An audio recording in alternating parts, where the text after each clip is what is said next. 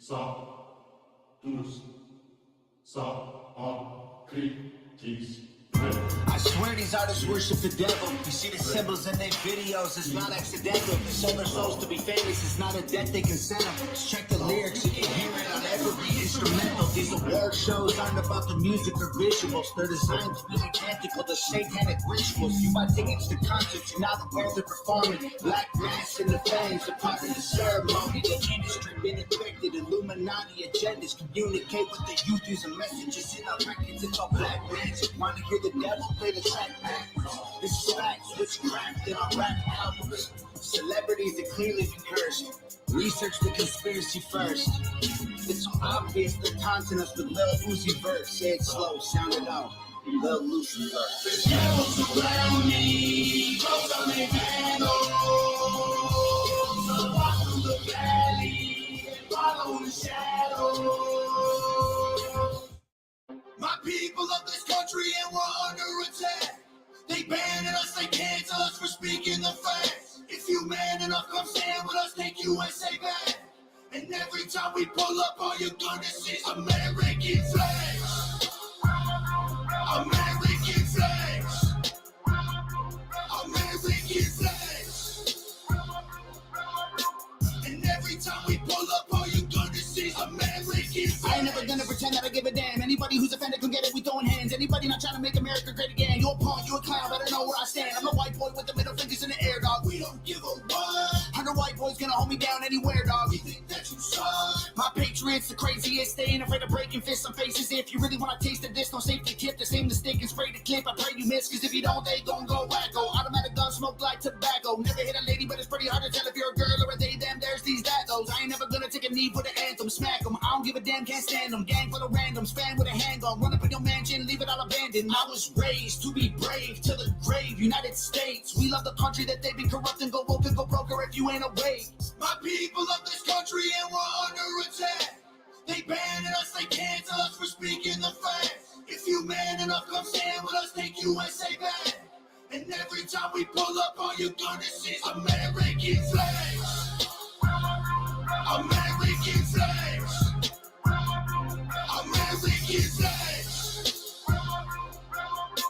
And every time we pull up, all you're gonna see is American Got that flags. AKA all Draco, leave you stankin', break your ankles. I'm not hearing what you saying. Hit the pavement, now you seeing angels. It get dangerous, go against the Patriots. Got all the bangers. Take a look inside my closet. You gon' see way more than hangers, hammers like I do construction. Ammo, I'ma shoot at something. Why you think we own these guns so we can just go do some hunting? You must not pay close attention. Government, they want division. Only treason if you lose. I guarantee we come out winning. Let my flag fly high like eagles. I would die for all my people. You can't change me with procedures. I'm about freedom, you about evil. Leave you hanging from the ceiling like chandeliers in cathedrals. Never have the safety on, and when we run out, we just My reload. people of this country and we're under attack. They banning us, they cancel us for speaking the facts. If you man enough, come stand with us, take USA back. And every time we pull up, all you're gonna see is American flags. American flags. American flags. And every time we pull up, all you're gonna see is American flags. Every time we pull up, you see stars, you see stripes, you see flags on the cars and the trucks and the bikes. Every time we pull up, we go hard, we outside, we got flags on our arms that are tatted there for life. Every time we pull up, we don't care if you're mad. We cherish this land. The haters can't get buried in rags. They set fire to old glory, turning fabric to ash. But every time we pull up, all you're gonna see is American flags. American flags. American flags.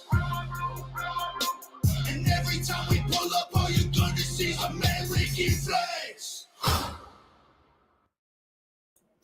What up, Squirrel Squad? If you guys have not checked out Tom MacDonald and Adam Calhoun's newest debut song that drops July 28th, 29th, 28th, it's titled American Flags. You can go buy it on Hangover Gang, you can buy it on Amazon Music, or you can get it through Apple.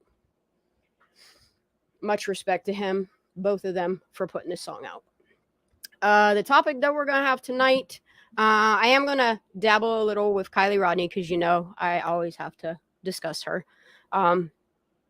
It's just, for me, I've always been into conspiracy theories, talking real things going on in America, around the world, and stuff like that.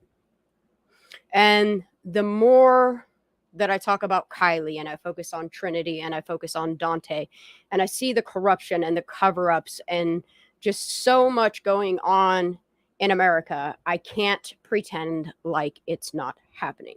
And I just wanted to take one day away to focus on some things that I feel if people aren't paying attention to it, they should be. The main topics are pedophilia, trafficking of all kinds, what's going on in our music industry, and what's going on right now in Hollywood.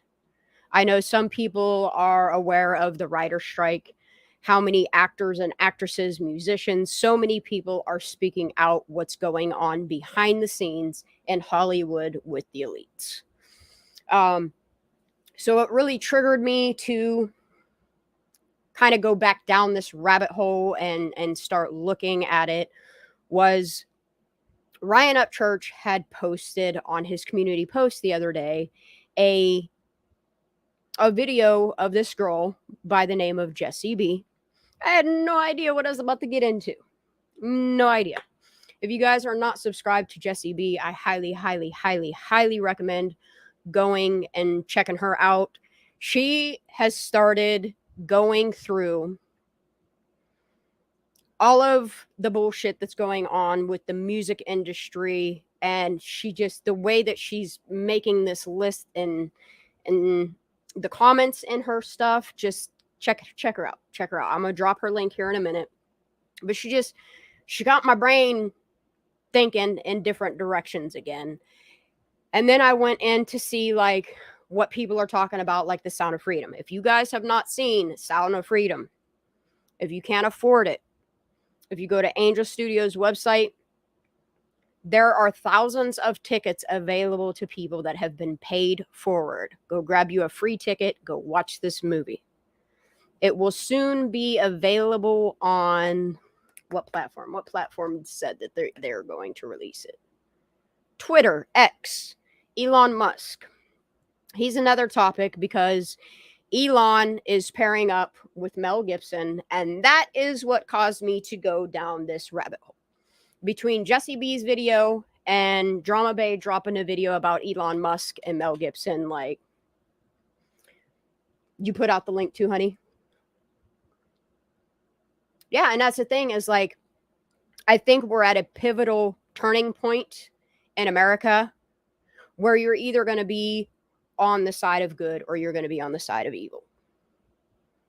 And what we're seeing right now unfolding in real time, that has been unfolding for months and months and months, more so in the past month since Sound of Freedom has been released, it gives me faith in humanity that change will come for our children.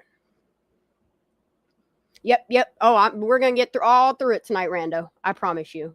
If anybody wants to hop up on panel tonight, I'm just going to do like an open discuss roundtable. Y'all are more than welcome to hop up here. If I don't know you, it's likely I'm not going to let you up on the panel. But usually most people who come in here, I'm comfortable with y'all. So if you want to come up and have some discussion. But the first thing I want to get out of the way, because like the videos we're about to go through kind of pull the music industry in it with the elitists and stuff like that. But I also want to like hyper focus on Sound of Freedom and a lot of these actors and actresses finally speaking out. Jim Carrey's been doing it for years. Corey Haim has been trying to do it. Corey Feldman has been trying to speak for Corey Haim since he's no longer with us.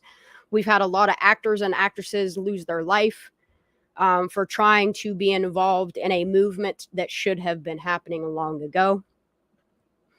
And it really got my brain thinking about like Anne Heche and the way that she died, and just so many different actors and actresses and what really truly possibly could have caused their demise. What's up, Jenny Poo? All right, I'm gonna check. I'm gonna check chat. Yeah, and hey, her something weird about her death too. Like, there's a lot of actors and actresses that their deaths just something weird about it. The deaths that I've seen in like the past 5 years that are usually around artists, musicians, actors, actresses that are trying to speak up about trafficking or the corruption going on in America, and how they always wind up dead in some weird ass accident. All right, check chat one more time. Yeah, Ashton Kutcher, like I have a whole list of videos. I'm going to drop links to all of these channels. Dude, I found 3 channels today that I started binge watching. Like, the content that they're putting out, like Drama Bay. At first, like, the first video that I saw, I was like, oh my God, please don't be like drama. But it's good. It's the type of stuff you want to hear. But I'm going to move on with it. If anybody wants to hop up on panel, you are more than welcome to. I want to start out with Jessie B. This girl is not only a singer, she's a really good rapper. Like, her one song, I've been bopping that shit. I ain't gonna lie. But she got a wildfire up her butt and started digging into the music industry and what they're actually doing to people. And I'm sorry, like, this is part of the elitist groups of corruption that monopolize and just, they destroy people actually putting the hard work and effort in. Just like these writers on strike and stuff like that. I understand why they are.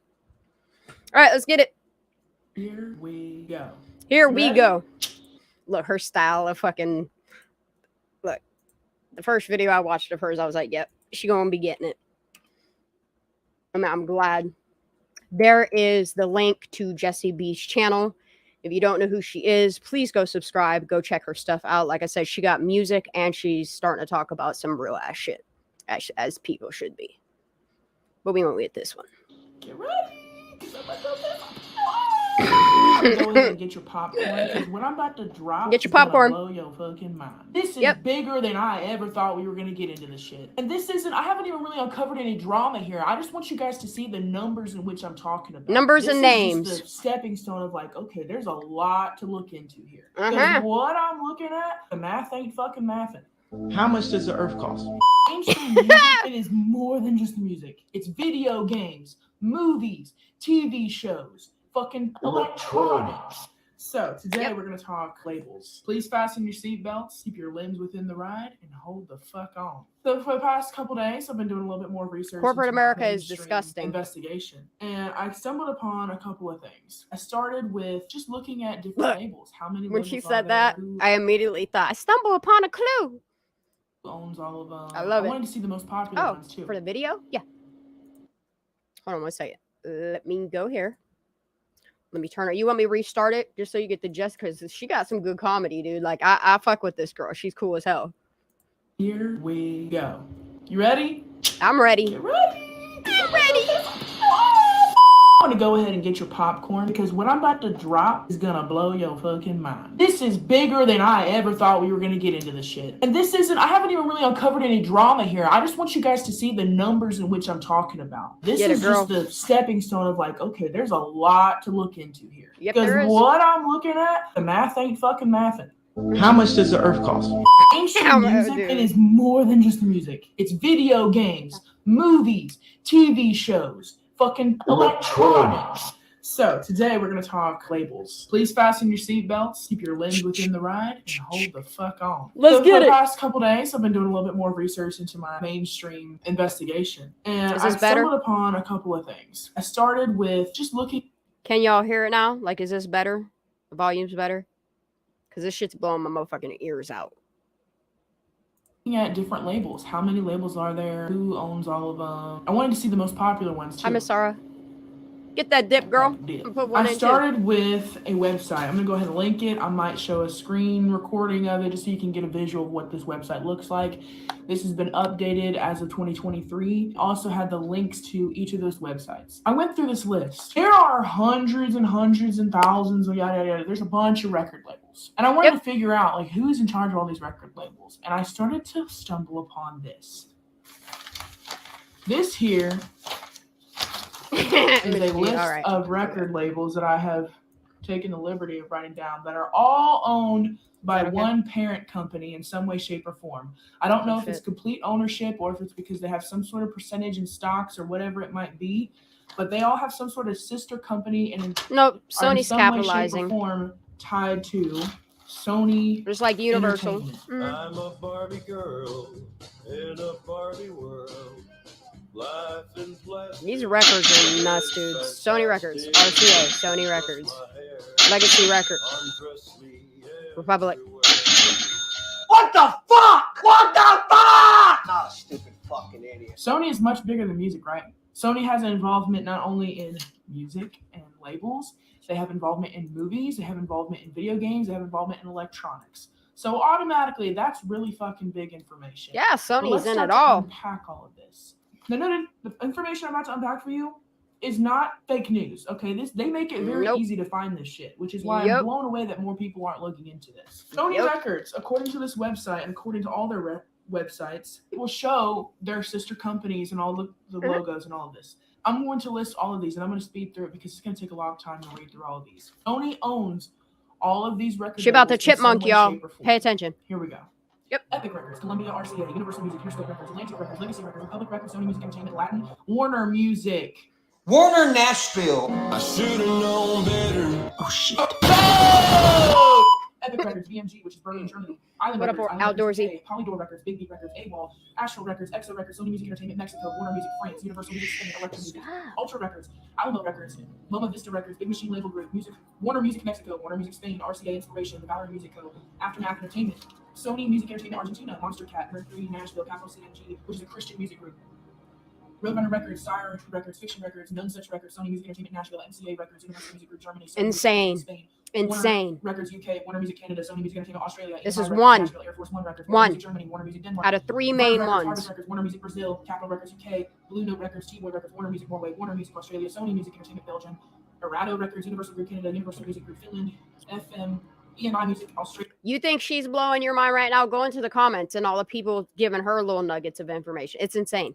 Sony Music Entertainment New Zealand, Motown, Gospel, and Cash Money Records. AI is Those are devastating. just the companies that explicitly said on their website that they were affiliated with Sony Records. You know how? Because a lot of these companies are either owned by Warner or they're owned by Universal. Who owns Warner or Universal or RCA? Fucking Sony.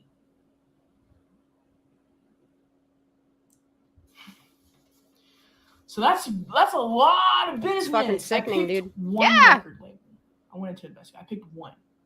And the one that I decided to use was Universal. Now, Universal, not only do they have theme parks, okay? Yeah. They also have music labels, and they also have fucking movies and productions and all this other stuff. So this is a lot of fucking money. So I went into Universal Records, and this is a list of artists. Hi, Michael. On just the face of the first page of the website. I'm going to show you the first thing. This is the head of the website. Okay. You see this little slideshow of artists? Mm-hmm. This is where I got this information from. These are just on the front page, the artists that are signed to this label or have some sort of. And then she goes through to list all the names. I'm going to skip through this part. Y'all could go back to this. That I just mentioned that are all owned by the same people.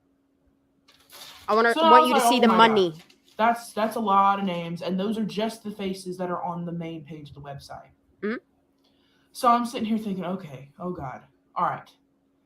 How much money are you talking about? So what did I do? I looked at the net worth of Sony Productions, and what I got, and this is from Google. Don't make no I'll sense. show you right here. Math ain't math. Math definitely don't math. About $9 billion. It's a lot of money, but they ain't mathing. That just makes no fucking sense. Nope. You're telling me that this company Sony has some sort of ownership or some sort of sister company with all these labels and all of these artists from one, And that's all they're claiming they and made. that's it? Mm-hmm. I mean, $9 billion is a lot, but that's it? Yeah. So then I decided to look at the net worth of all of these artists. And I'm not going to list the names again. I'm just going to go down the list of how much money we're talking about for each artist. This is just a couple artists that are listed on the main page. How much they're making? 8 million, 30 million, 530 million, 4 million, 200 million, 40 million, 8 million, 10 million, 310 million, 25 million, 30 million, 60 million, 200 million, 300 million, 45 million, 2.75 billion. As a music artist. billion, 100 million, 250 million, 100 million, 140 million, 410 million. Yeah, 50 million, trillions, 45 definitely, million, Miss G. 400 million, 300 million, 40 million, 140 million, 740 million, 250 million, 95 million, 700 million. Oh, yes, Michael. Yes, yes, 90 yes. million, 240 million, 330 million, 550 million, 45 million, 40 million, 320 million, 100 million, 450 million, 900 million, 160 million, and then for music, 1.5 billion. This is an artist, one artist. Wow. That's a lot to unpack. Yep, it is. No, the amount doesn't jive. This at is all. one record label. This is Universal Records. This is one record label. That's the, now noted, keep in mind. And what's sickening about these labels is if you don't abide by what they want you to put out there, or the lyrics or the persona or whatever, they will blacklist you and then fuck your life over. And we're going to get in further into that of what Hollywood does. This is the net worth of the artists as individuals and or as a Hi, band. Katie Bug. You also Hi, have to Christine. take into consideration, this isn't just the money that they're making from music. This is their net worth in totality. So all the companies that they might own, all of the assets that they have, their own sub companies, whatever they dabble in, whatever they make money off of, this is the collective of that individual or the band's net worth. Should be way higher. The Beatles alone makes up for about $2.75 billion. And as we all may very well know, they're making a fraction of what these big labels are actually making. Yes. So you can imagine all this money, who's getting the biggest cut. And from that, this is the rest of all these labels. Just to give you an idea of what musicians make, we'll say on Spotify, for every one view, one listen, the artist gets 0.007 of a dollar. Let that sink in.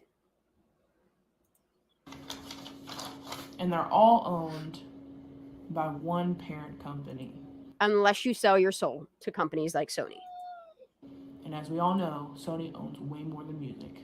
The math ain't mathin'. Stop it. That's all that I wanted to say. Math ain't mathin'.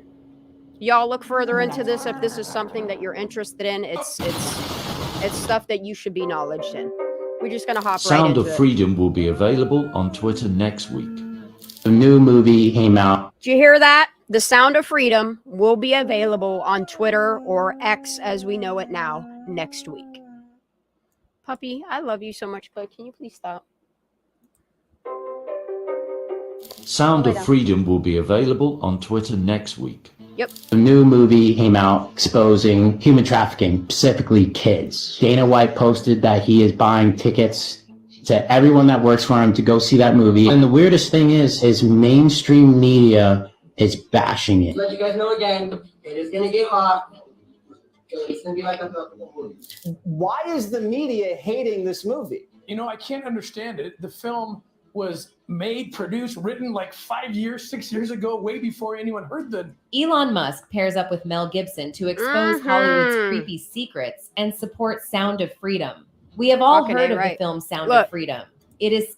If you don't support Sound of Freedom and what that movie represents, what it's talking about, you're just as sick as the people that this movie's about.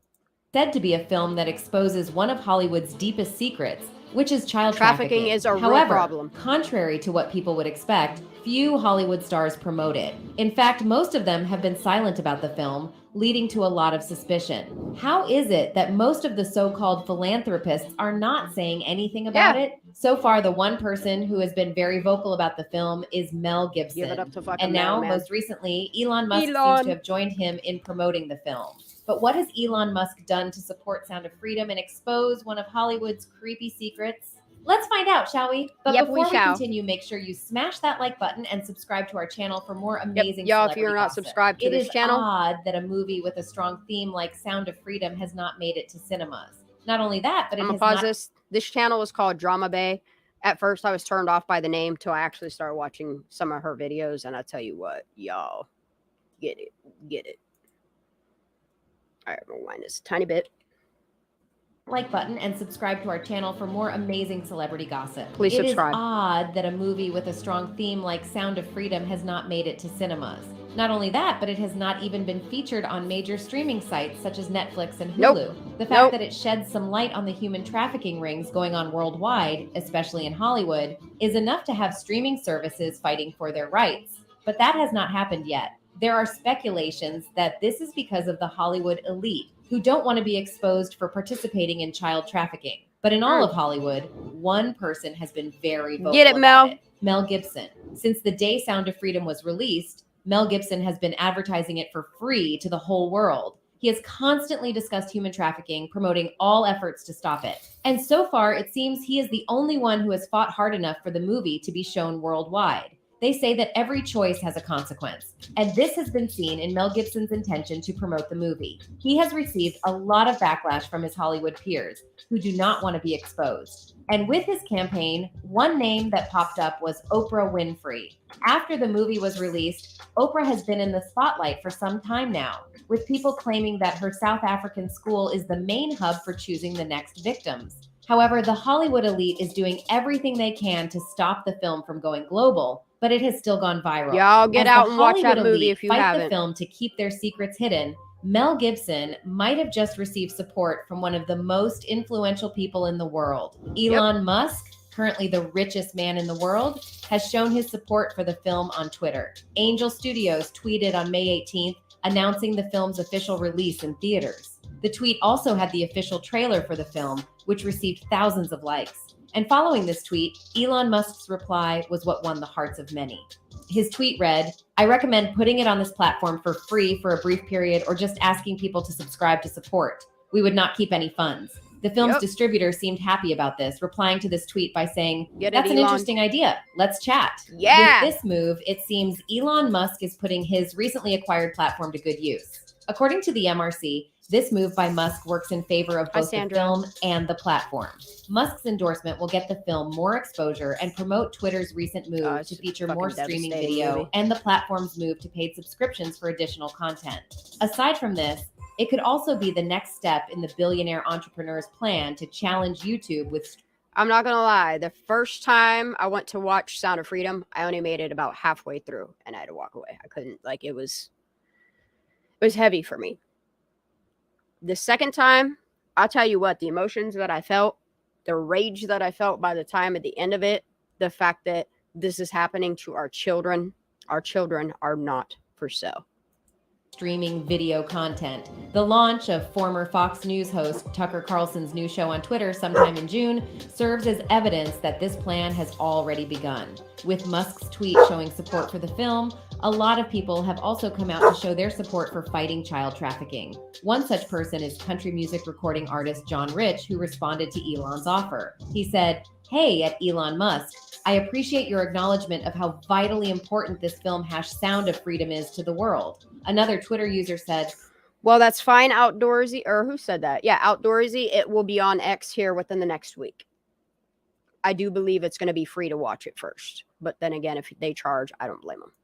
"I would predict the movie would gross more by opening on Twitter with subscriptions than just She sure in the theaters. fuck is, Jenny. More importantly, it would be seen by more people worldwide, and that needs to happen." All this support came before the film was released. However, it seems that as soon as the Hollywood elite discovered that the movie would expose them, they did everything in their power to sink it. And because of this, the movie never made it to theaters, and companies like Netflix, Hulu, and Amazon never I don't think anybody realizes, I mean, some people do, but I don't think there's a lot of people that don't realize that this movie was already made and ready to rock. I think it was 3 years ago, 5 years in production. 3 years ago, it could have been put out. But the elites and the gatekeepers, whatever you want to call these people, would not allow it to push through Hollywood. It's disgusting. Really pursued it. Nobody knows why the major streaming companies would leave such a movie behind. The movie... What's that link there, Miss G?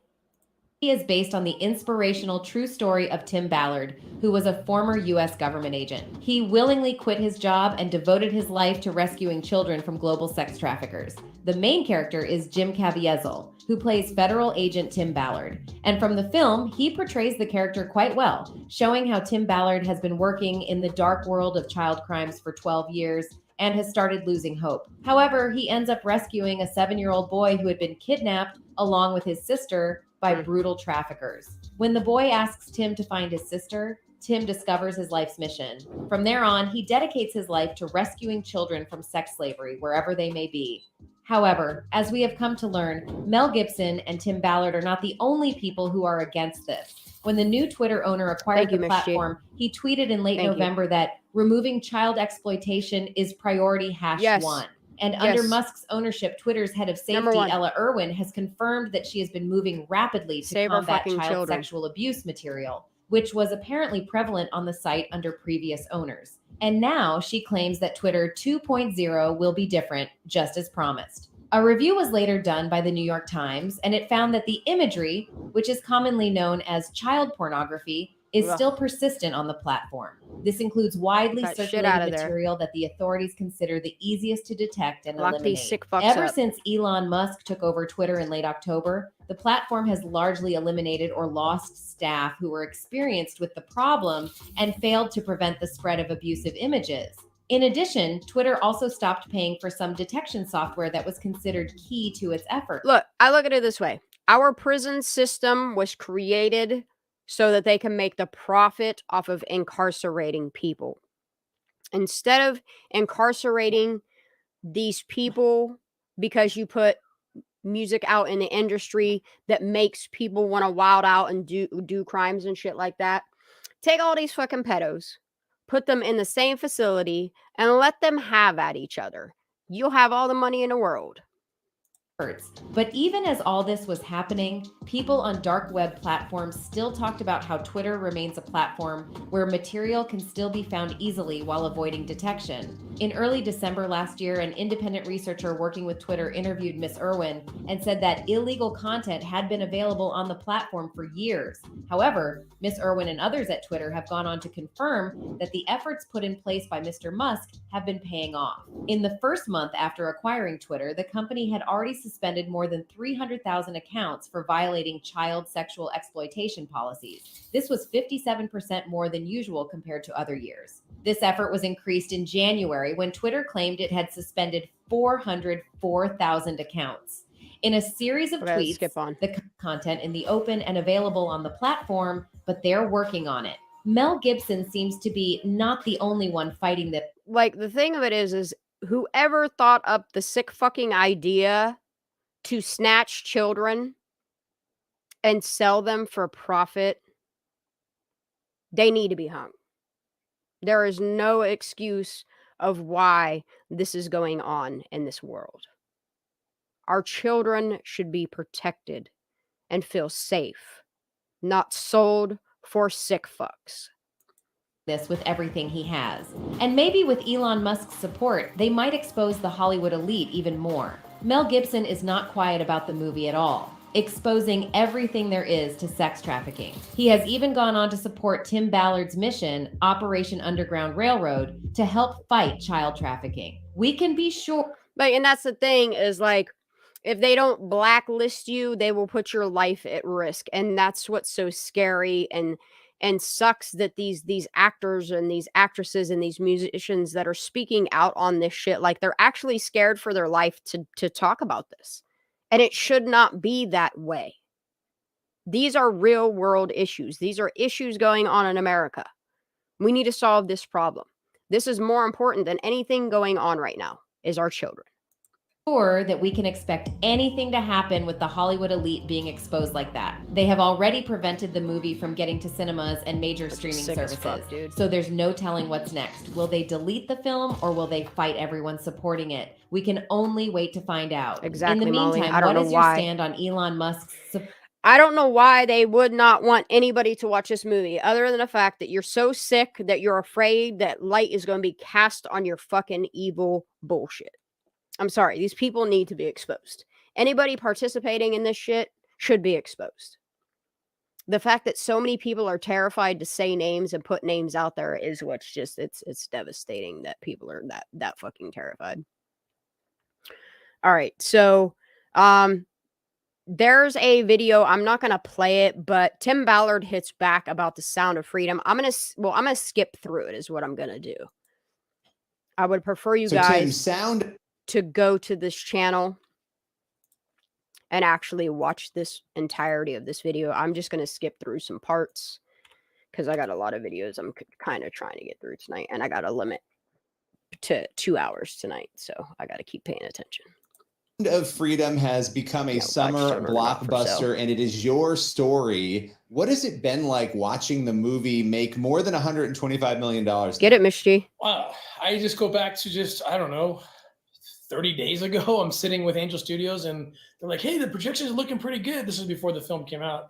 And they said, we could hit 30 million if a couple of things line up. And I was like, wow, that'd be amazing. You double. That's the thing. BC is there's so many people in America that are so caught up in their own bubble and their own happiness that they don't want it to be tainted by negative thoughts or real things that are going on. Those are the type of people that don't want to talk about it till it's their kids that get snatched, till something happens to them. I really, truly hope, whether you have children or not, you go see this movie and you start talking to your family and friends about the trafficking issue that we have going on globally. This should not be happening. The amount of children that are stolen on a month-to-month basis, and if you look at the yearly numbers, is what makes you really want to vomit. This should not be happening. What the cost of the budget was. And to sit here, a few weeks later at 125 million and not slowing down, like, this past weekend, I saw the report, it was higher than the first weekend. And that's not supposed to happen. People's responses. Like, I went there thinking there'd be a shred of evidence of something political, something QAnon. And I come out with, it's just based on a true story about kids being rescued, and they're furious. And then they go and talk. And then other people are like, I got to see this. It's almost like Yep. You should be furious. You shouldn't be furious it's playing in your theaters. You should be furious that this is going on American soil. A train wreck to some people. I got to go see it myself. Hi, Carrie. How you doing, honey? Not that the film. I got to go see this QAnon adjacent movie, and then you watch it. Yeah, Let me ask you this, because the film, yes, it deals with child exploitation. It deals with two children. Oh, the link that you dropped is, I watched you. You made me cry listening to you cry watching the end of it, honey. I know what you're talking about now. Yeah, if you guys haven't watched Miss G's reaction to this, that girl had me crying within a matter of seconds. Their story, your story as part of that. For some reason, some people walked away from the movie and they were like, oh, Tim Ballard is basically saying that only children are trafficked, nobody else. I mean, there was this whole narrative created around the plot of the film. How do you respond to that? Because it seemed like it was just one story that was being told. So bizarre. Human trafficking, child trafficking, it is so unique in every place. I say, no, trafficking has different faces in different places. Yep. So people are going to criticize the film because it doesn't look like that in Washington State. It doesn't look like that in New York City. Well, yeah, nothing that you see in a Columbia-based story. No, what's happening in cities is they're listing these children as runaways. They're listing these kids missing until they become cold cases. That's what's happening in America. Probably looks like what you're going to find in the United States. And it's going to be different in another place. And it's going to be different over here and over there. So let's just throw the whole thing out. They're literally luring your children in thinking that they're going to get a record deal or an acting career. That's how they get your children. There are so many different ways in America that they're doing these things to children. It's a global emergency. Absolutely. Now, because it doesn't fit the narrative that I want, broadcast about how trafficking happens. It is so selfish. It's so selfish, not to me, not to the producers. That's who they target, to those kids who were rescued. I am in touch with them still. They're young adults now. We're going to bring them up. No, Diane, Netflix and Amazon Prime will not carry the movie. It will be on what we knew as Twitter, or now X. Soon to the United States to do a summit next week. And I invite all those critics. I always say, come talk to us. I would love to hear you. Yep. Tell the kids that their story doesn't deserve to be told, because when you saw it or when it happened to your friend, it looked differently.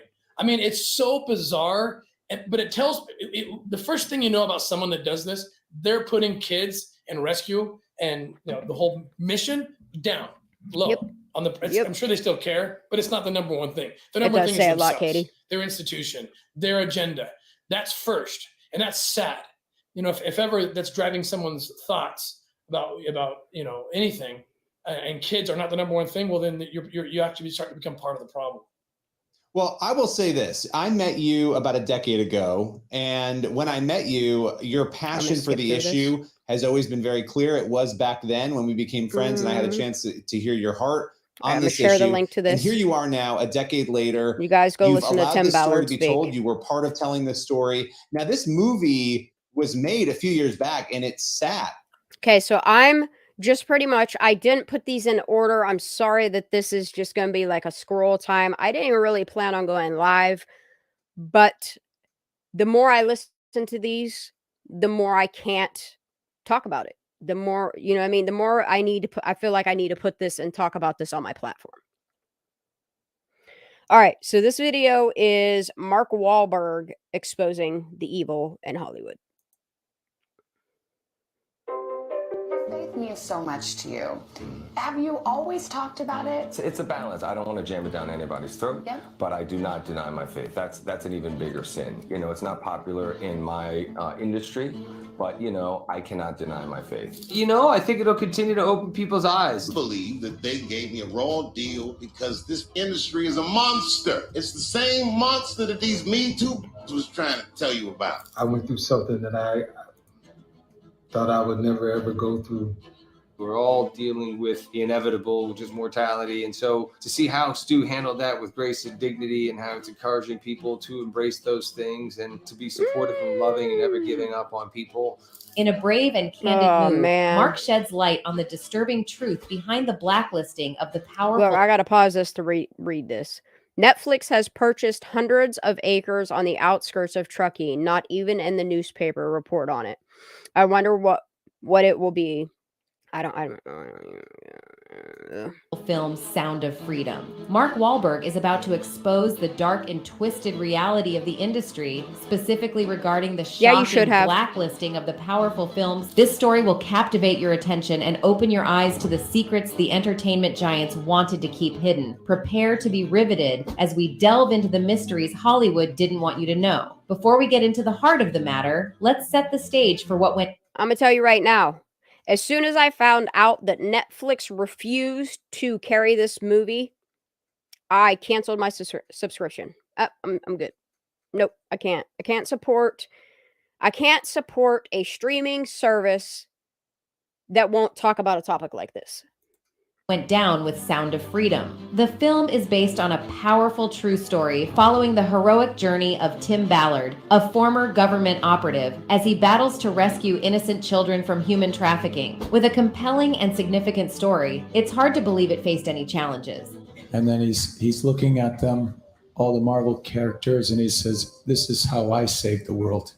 But as we'll soon discover, Hollywood had other plans in store. What's the story behind this baffling situation? How can such a meaningful and successful film be sidelined and ignored? The simple answer lies in the responsibility of media companies. Instead of placing the burden of proof on the film itself, it should be on the media companies to acknowledge its significance. While critiquing a movie is one thing, completely overlooking its existence raises questions about fairness and recognition in the industry. The story behind Sound of Freedom goes beyond entertainment. It sheds light on a global issue that affects countless lives. The film's journey to the silver screen became a battle against unseen adversaries who were determined to keep its potent message from reaching the masses. Mark Wahlberg's unwavering commitment to truth and justice is a testament to the strength of the human spirit against formidable odds. The release of Jim Caviezel's latest film, Sound of Freedom, has sent shockwaves through Hollywood's elites, as it surprisingly dominates the box office. Going head-to-head with the latest Mission Impossible installment, Sound of Freedom, proves... Because unfortunately, Kenny, People can't do and speak out on stuff like this alone. There is truly, and you guys see it with my channel, there is power in numbers. Audiences crave powerful storytelling that doesn't adhere to the typical Hollywood narrative. In a recent interview with Fox News, Jim Caviezel passionately asserts that Hollywood fears the sound of freedom and is trembling in their boot. The film's message encourages the public to listen to their heart, which resonates deeply with audiences. Despite mainstream media's lack of coverage, Caviezel remains undeterred, expressing satisfaction with the film's initial $2 million opening weekend, but eagerly desiring more success to raise further awareness for the children impacted by the issues highlighted in the movie. The public's overwhelming I commend all of these actors and actresses, all these producers, directors, writers that have the fucking balls to talk about something like this. This is something that should be talked about. It should have been talked about for years and years and years and years, but I'm glad that we're here now. Response shows that authentic storytelling captures hearts and captivates audiences. We're being shafted by mainstream media. We're not getting any coverage, Caviezel said. And I'm happy with the $2 million, he said, in a reference to tickets purchased in the opening weekend, but I want a lot more because I want the children. Mark Wahlberg, the renowned actor and producer, is the driving force behind Sound of Freedom. In a recent revelation that sent shockwaves through the industry, he courageously exposed the evil forces that sought to bury this impactful project. So to be able to give my kids a better life and follow and pursue their dreams, whether it be my daughter as an equestrian, my son as a basketball player, my youngest son as a golfer. In a candid interview, he unveils the attempts to blacklist the film and hush its powerful message, leaving us all questioning the darker side of Hollywood. So what exactly did Mark Wahlberg say, which has sent shockwaves to Hollywood? Online, viral posts are making the rounds, alleging that Hollywood actor Mark Wahlberg made a striking statement. Hollywood pedophiles have nowhere left to hide. These claims have gained traction on Twitter, garnering hundreds of thousands of... I know what I wanted to do. I want to pause that. I don't want to read this because I want to see what it says. Somebody's claiming that this was fake, but from my understanding, if you use the Wayback Machine, it used to be there and then it got pulled down. So Mark Wahlberg, Hollywood pedophiles have nowhere left to hide. Hollywood actor Mark Wahlberg told hundreds of people at a Sunday school meeting in Los Angeles that a small yet powerful group of Hollywood insiders has declared war on the evil entertainment industry elite who traffic children and Hollywood pedophiles have nowhere left to hide. We are hunting these evil sons of bitches down and taking them out, one blood-drinking pedophile at a time. Damn. Calls them sick freaks and this literally. Look, when I heard Lindsay Rodney Neiman talk about honor and silence, it put a whole nother spin on the reality of Kylie for me.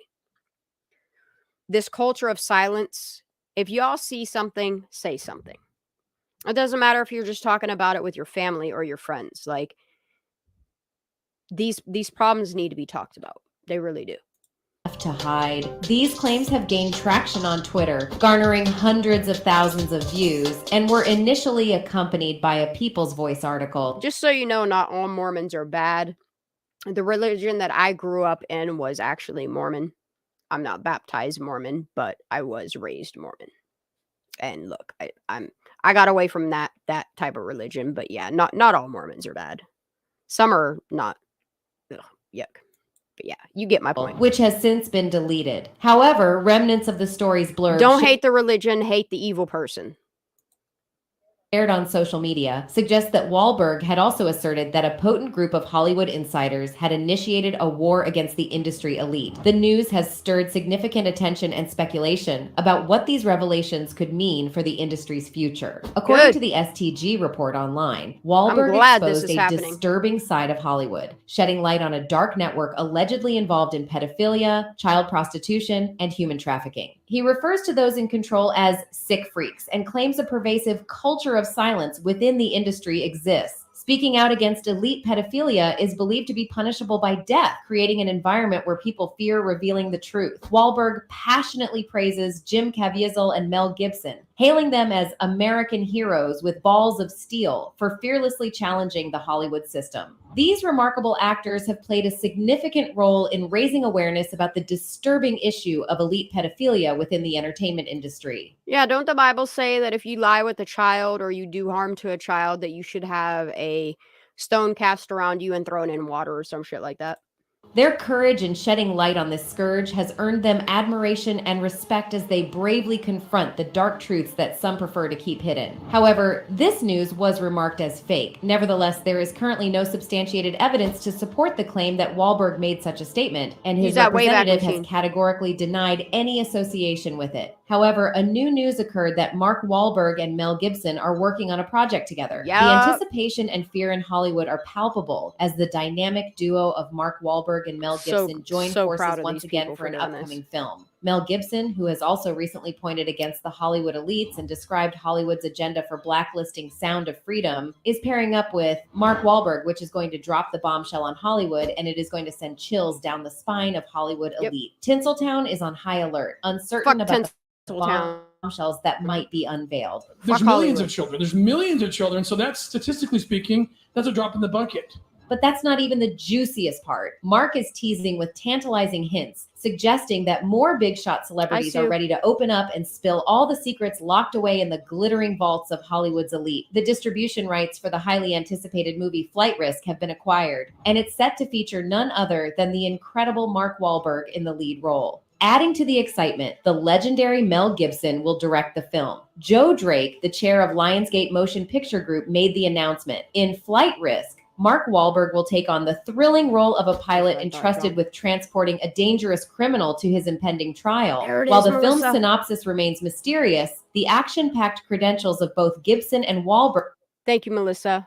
Matthew 18, but if anyone causes one of these little ones to believe in me to sin, it would be better for him to have a large millstone hung around his neck and to be drowned in the depths of the sea. Thank you, Annie. Are enough to pique the curiosity of movie enthusiasts and action fans alike. As the project takes flight, we can't wait to see what these two dynamic forces in Hollywood have in store for us. The anticipation is soaring. Well, just when the Hollywood elites might have thought that keeping Sound of Freedom under covers would help them, they will face new trouble now. And people can't help but just speculate about what's in. And the thing of it is our own government needs us to be sick, fat, dumb, and complacent. That's why the FDA pushes all the drugs that they do. That's why the FDA puts the chemicals in our food, contaminates everything. Look at our seed supply. All of this. That's how they control us, is by keeping us sick and complacent. And if you're not sick, they're going to make an addict out of you, or make you have some sort of problem. Don't buy into it. In the store for them next. Hollywood elites grapple with a reality they can't ignore. The resounding support the public shows for stars like Mel Gibson and Mark Wahlberg. The people's choice to rally behind these individuals who stay true to traditional values and challenge the status quo only amplifies the elites' disdain. As rumors swirl and tensions escalate, we can't help but wonder who else in Hollywood will follow in Wahlberg and Gibson's footsteps. Will more celebrities dare to stand up against the establishment and join the ranks of those who refuse to be silenced by media and fellow stars? Despite the controversy surrounding him, Mel Gibson remains a formidable force in the industry, fearlessly taking on challenging roles and earning critical acclaim. On the other hand, Mark Wahlberg's journey from a troubled youth to a successful Hollywood career is an inspiring testament to his dedication and talent. Renowned for his intense commitment to roles and remarkable acting skills, Wahlberg's collaborations with charismatic figures like Gibson are guaranteed to make waves in entertainment. As the power dynamics shift and the industry faces a new wave of stars unafraid to challenge conventions, we brace ourselves for the seismic impact their collaboration will undoubtedly create in Hollywood. While all the news is spreading like wildfire, here's what some internet users have to say about Mark Wahlberg speaking against the blocklisting of Sound of Freedom. I pray that all the bad things happening in Hollywood are exposed and it implodes. Mark Wahlberg,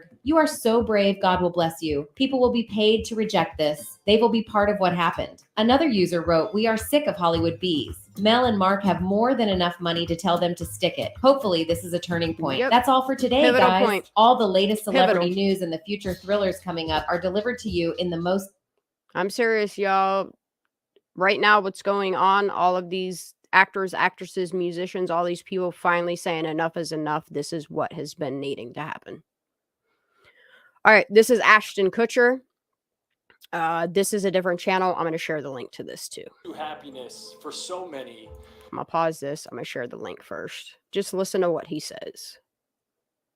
The shit like had me, my brain was just puking and sad and infuriated. All right, here's a link to that. I'm going to turn this one up a little bit because I think the audio is kind of low on this one. All right, let's get it. Happiness for so many is stripped away. It's raped. It's abused. It's taken by force, fraud, or coercion. I've seen video content of a child that's the same age as mine being raped by an American man. It's where I've seen it's not okay. No person should ever see.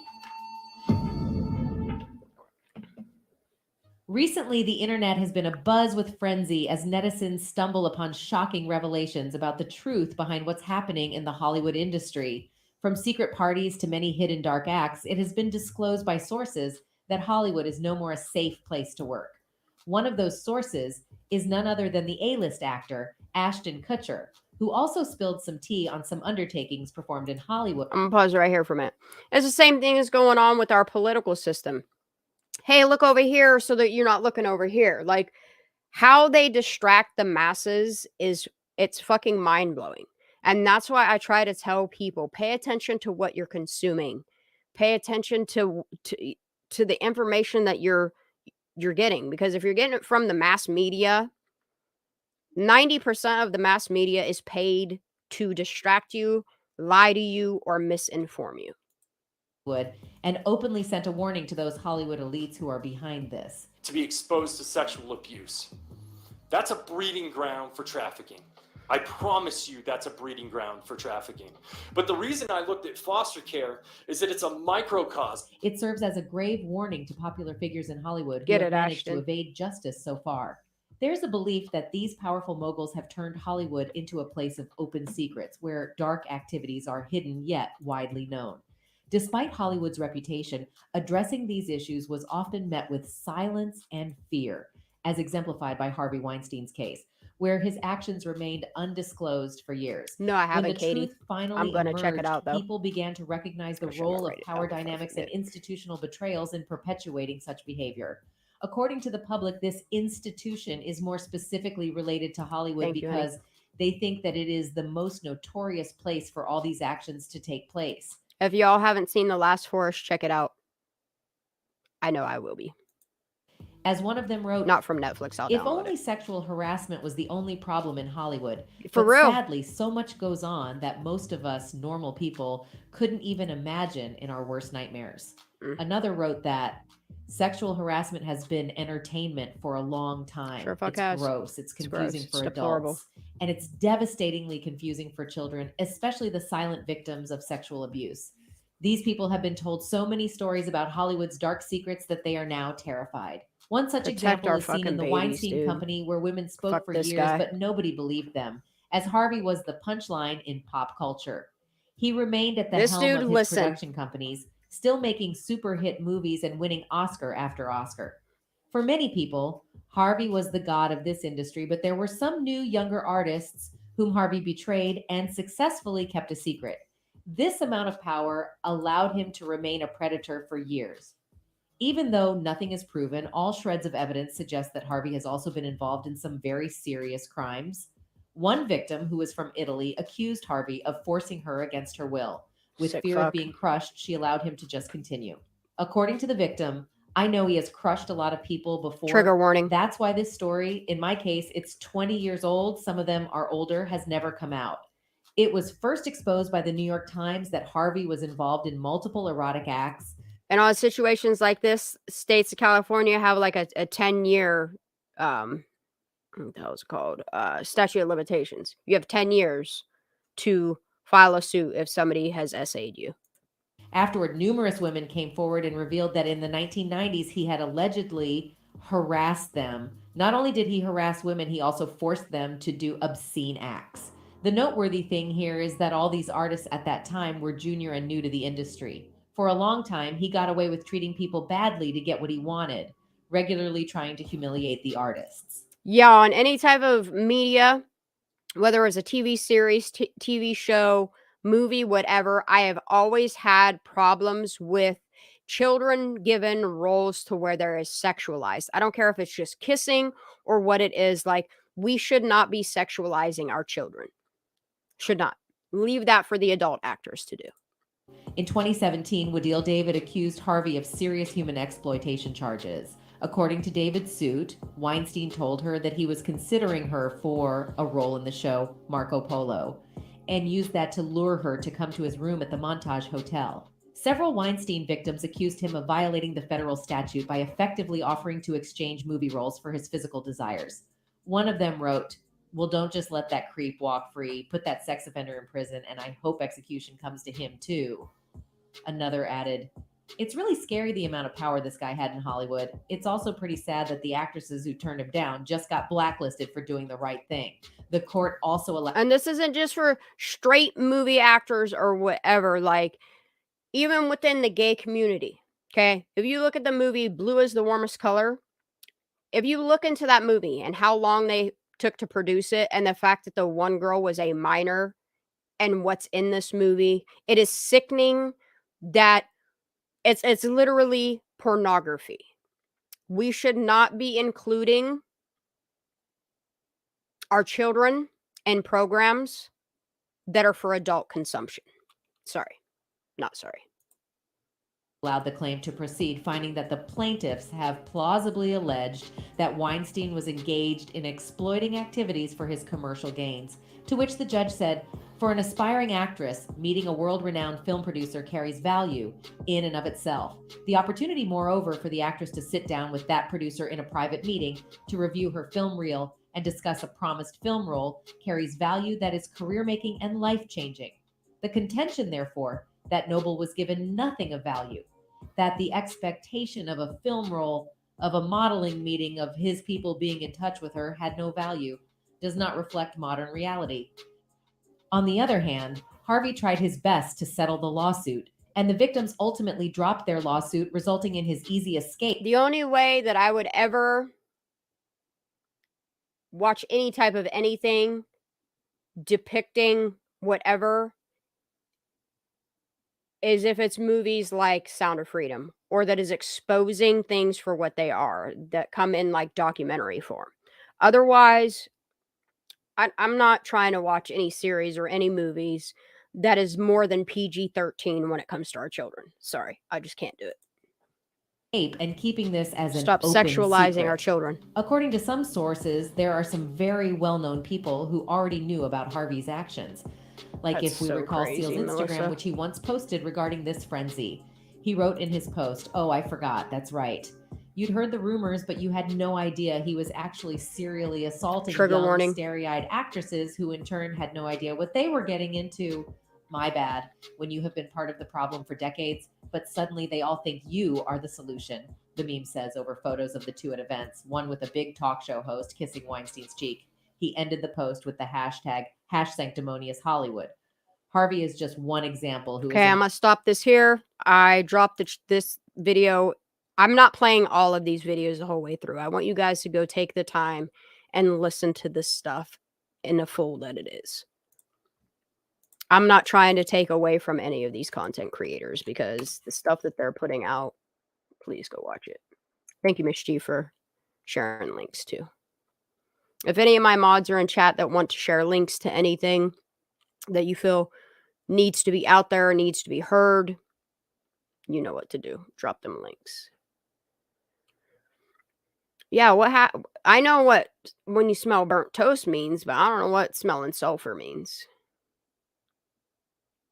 What up, Rando? She say yeet, yeet, yeet. All right. So I'm not going to go over the Corey Haim, Corey Feldman stuff. You all can do that.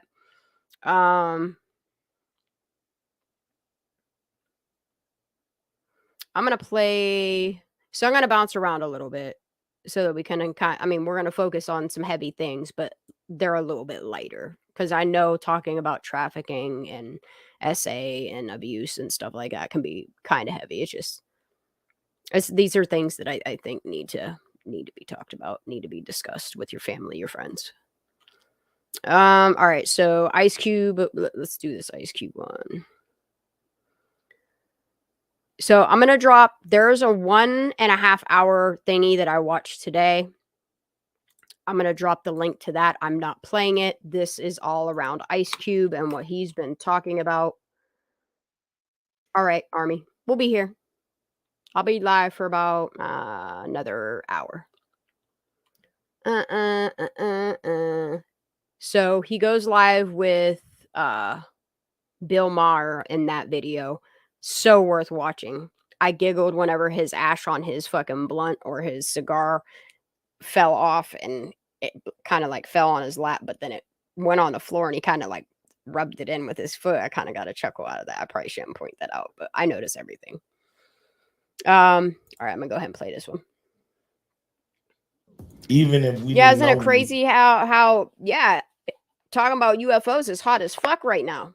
And odd, I'm not saying that aliens aren't real. They've been here for fucking ever. Since probably before us. Like, I was just watching a documentary today where there were these two guys that went back early in time. I'm sorry we're jumping all around on topics today, but it's gonna be okay. I didn't even plan on going live till tomorrow. They started researching like UFO spottings and stuff like that, and they're going clear back to 1901. I'll find the link for that. I'll make a community post and I'll drop that because I don't think I added it in this playlist, but I did. I watched that shit today and I was like, oh my. Today I was either outside, still looking for our kitty cat, little asshole. He needs to come back home. But when I wasn't outside, me and Fee weren't doing whatever. Like, I was in here and I was vegetating. I was getting my energies up and watching this crazy shit all going down. He was gonna sell a lot. We wanted to at least sell enough so he can make his money back. Some of you may not have realized that I'm not part of the club. He's been hospitalized. Okay, there's a video I'm gonna play where he talks about this club that he's not part of. Now for what his family's calling a medical complication, and that the truth is out. Looks like Ice Cube is spilling the beans on the dark side of the entertainment industry. The legendary rapper recently uploaded a podcast on social media that took the internet by storm. Cube revealed that Jamie Foxx was jabbed by the elites behind the scenes. Cube's claims have thrown the entire world into a worried frenzy. Jamie Foxx is nowhere to be found since his unfortunate medical emergency, and people are starting to ask questions. Yeah, I'm going to go ahead and talk about that. Mosin Hiding in Discord was brave enough to drop us links to, it's like a 2-part docuseries, and it's called Alice in Pedoland. If you have not watched that, you can go on Twitter and you can find it. Check that shit out. That shit will blow your fucking mind. There's no scenes like that or anything like that, but you should probably watch it. Stay with us, guys, because we've got all the deets on this ongoing conspiracy. The American rapper O'Shea Jackson Sr., otherwise known as Ice Cube, has made some explosive remarks that have shaken the world to its core. Ice Cube recently uploaded a clip from his podcast on social media, claiming that he is not a part of the insider club that has most of the hotshots at its beck and call. Some of you may not have realized that I'm not part of the club. Cube then went on to reveal that his audience is also not part of the club. You see, all the celebs that are part of the industry elites also propagate the illicit agenda to their audiences. Therefore, they naturally make them part of this rumored club. A lot of you listening to me right here, right now, you're not part of it. I'm going to pause this for a second. I'm going to talk about UFOs for one more minute. Yeah, it's not even so much that they're running out of things to distract us with, is they have been slowly preparing us for what I honestly think is going to be a fake alien invasion. I'm not saying the shit that you see going around in the sky, because I've seen some weird ass shit. People around here have seen some weird ass shit. I live 7 miles from the UFO wreckage that happened here in Pennsylvania back in the 60s, 70s, 60s. If you don't know about the UFO that wrecked near me, go look up Hecla, Hecla, Pennsylvania. And they have a festival here every single year for that stuff. I believe in aliens. I'm a true believer in aliens. However, having an uncle that worked at Nellis Air Force Base that I'm not going to say, I don't want to say what his job was, but the way that they can reverse engineer this stuff, if you guys think that they have not been reverse engineering this shit since the 50s and 60s, I have really, really bad news for you. However, I feel like our government is the type of government, and I'm not saying all government is bad, but a lot of it is. And the more power that they get, the more they're going to get away with. I think they have been reverse engineering this stuff to weaponize it. And that's my opinion, and I'm sticking to it. Club either. Now you might be wondering, what is the deal with this club? Well, Ice Cube cracked the code on the industry elites. He explained that even though the club wants all the influential figures to be under them, they get pissed off when the big fish, such as Cube himself, refuses to obey. What makes them so mad? I'm going to skip this one because I have the full context of that there. I dropped the link for this video twice in chat already. I'm not going to put it in there again. If you guys are interested in this specific one, please go watch it. It's already got 1 million views. This specific one right here that I just showed you. It's 9 minutes long. So worth it. I'm going to skip through this one. This one was on Breakfast Club, and it's Ice Cube speaking out on the gatekeepers of like hip hop, the NBA. I hear weird ass noises. Hold on a minute. I'm going to let this play a little bit. You guys always support, you know, from year one, before y'all even knew what it was, you guys were supporting the league, having us on and talk about it. And, you know, we put 15,000 people in the Barclays year one when we had Allen Iverson. And I'm going to skip through this because he's talking about like the NBA and stuff like that. But he makes a remark here somewhere. I should have wrote timestamps down, but I did not. Is encouraging people to not sponsor the big three and encouraging networks to not. In the big three, we've heard from them. They're not allowed to. So I say it's the top. Right here, maybe. This is authentic Ice Cube, right? And it's like, I mean, you've always been authentic. Yeah. But it feels like, you know, I'm railing against the machine. So I was going to ask, who out of the gatekeepers, are the gatekeepers worse in sports, Hollywood, or the music? Yeah. Link to that down there. I think they all around. You know, I don't think it's worse than any other you know, I guess profession. You know, I think there's that 1%'s everywhere. You know, people that try to make sure you stay in your lane. Here And if you look like you're getting out of your lane, you know, sometimes they'll watch you, sometimes they'll put guardrails up. Put them little fucking horse blinders on you. Put a gate up and make sure you go no further. So we climb gates you know, here. that's what we have happening here. And this is just my testimony. But we all got them, and we all got to figure out who they are. Yep. We don't have to let them know we know who they are. Nope. We just got to figure out how to get around that gate. You know, I used to hop fences when I was young all the time. A fence or a gate never stopped me from going where I wanted to go. Which one is more difficult for you? Because you've seen them. All right, I'm going to drop the link to this down below. Like I said, I'm not playing all of these to the full context unless they're short ones. This one here is 44 minutes long. Y'all give this a listen. If you are a part of the music industry, if you are a part of movies, media, anything like that, you definitely want to give this a listen to. Even if you're not, you should probably give that a listen to. I didn't realize that Ice Cube was the owner of Big Three. If y'all don't know what Big Three is, it's a whole nother corporation outside of the NBA. I was checking out his website today, and I'll tell you what, if you like basketball, check that shit out. All right, this is David Chappelle. I have 2 videos on David Chappelle. The one I'm going to play in its full because it's, oh, well, maybe not. I'm going to skip through a little bit, maybe. There's 2 different ones. One's 9 minutes long. One's 23 minutes long. to be a part of their club that pisses them off. The club of gatekeepers that we all got to deal with. The whole time, they're trying to convince me I'm insane. Listen. They were trying to get me to take psychotic medication. Yeah, I know these people be trying to control you. That can happen to me. That can happen to one of my sons. That can happen to my daughter. That can happen to my nephews, nieces, my father.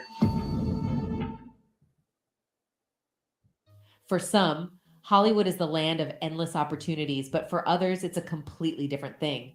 But the connection between both definitions is that most celebrities get to experience both ends of the stick. And in today's expose, it's Dave Chappelle that's exposing Hollywood. Except this time, Dave isn't just talking about the sinister things that go on behind closed doors in the industry. Oh no, he's also sending out a Kenny, we warning love you. to Ice Cube. Things are starting to get intense. And it seems these two are the only ones seeing it. But what does that mean for other people in the industry? Stay with me. Let's find out. The worst thing to call some... Katie Bug, are you talking about War of the Worlds, or are you talking about, oh my God, what the hell is the name of that other, the one where that alien invasion came because that kid played something over his radio. Oh man. What is that? Encounters of a different kind, or what the hell is that called? Is it that one, or is it War of the Worlds, or is it that what is it, like Encounters of the Third Kind or something like that? What the hell is the name of that movie? Is that the one you're talking about? I don't know. My brain is mush after all these videos today. Let's get it. Somebody is crazy, is dismissive. I don't understand this person, so they're crazy. Yeah, Orson Welles, War of the Worlds, yeah. A lot of people called him crazy, but the word on the street is that it was all just propaganda. See, one thing that makes Dave Chappelle's voice something to recon with is that it comes from his wealth of experience. So if the man says there's something weird going on in Hollywood... Look, people were trying to blacklist this man so hard, they were trying to say that he's a fucking clone of himself, when all he did was literally just shave off his little thin mustache. That's all David Chappelle has done, is got older, gained a little bit of weight, and shaved his mustache off. He ain't no clone. He probably knows what he's talking about. Let's He take a sure the step fuck back, does. shall we? Yep. The actor and comedian spoke with James Lipton for Inside the Actors Studio a while back, and boy, did he have a mouthful. During the interview, Chappelle shared insights on the dismissive and sick culture within Hollywood, which allowed many celebrities to be dismissed as being crazy. He spoke about how destructive Hollywood culture can be and used a 1996 incident where Bad Boys star Martin Lawrence's Look, we could talk about aliens a little bit more.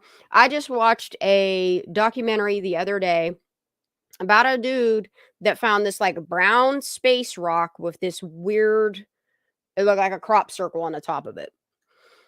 And at first when I started watching, I was like, this motherfucker put a magnet in this bitch and painted it brown.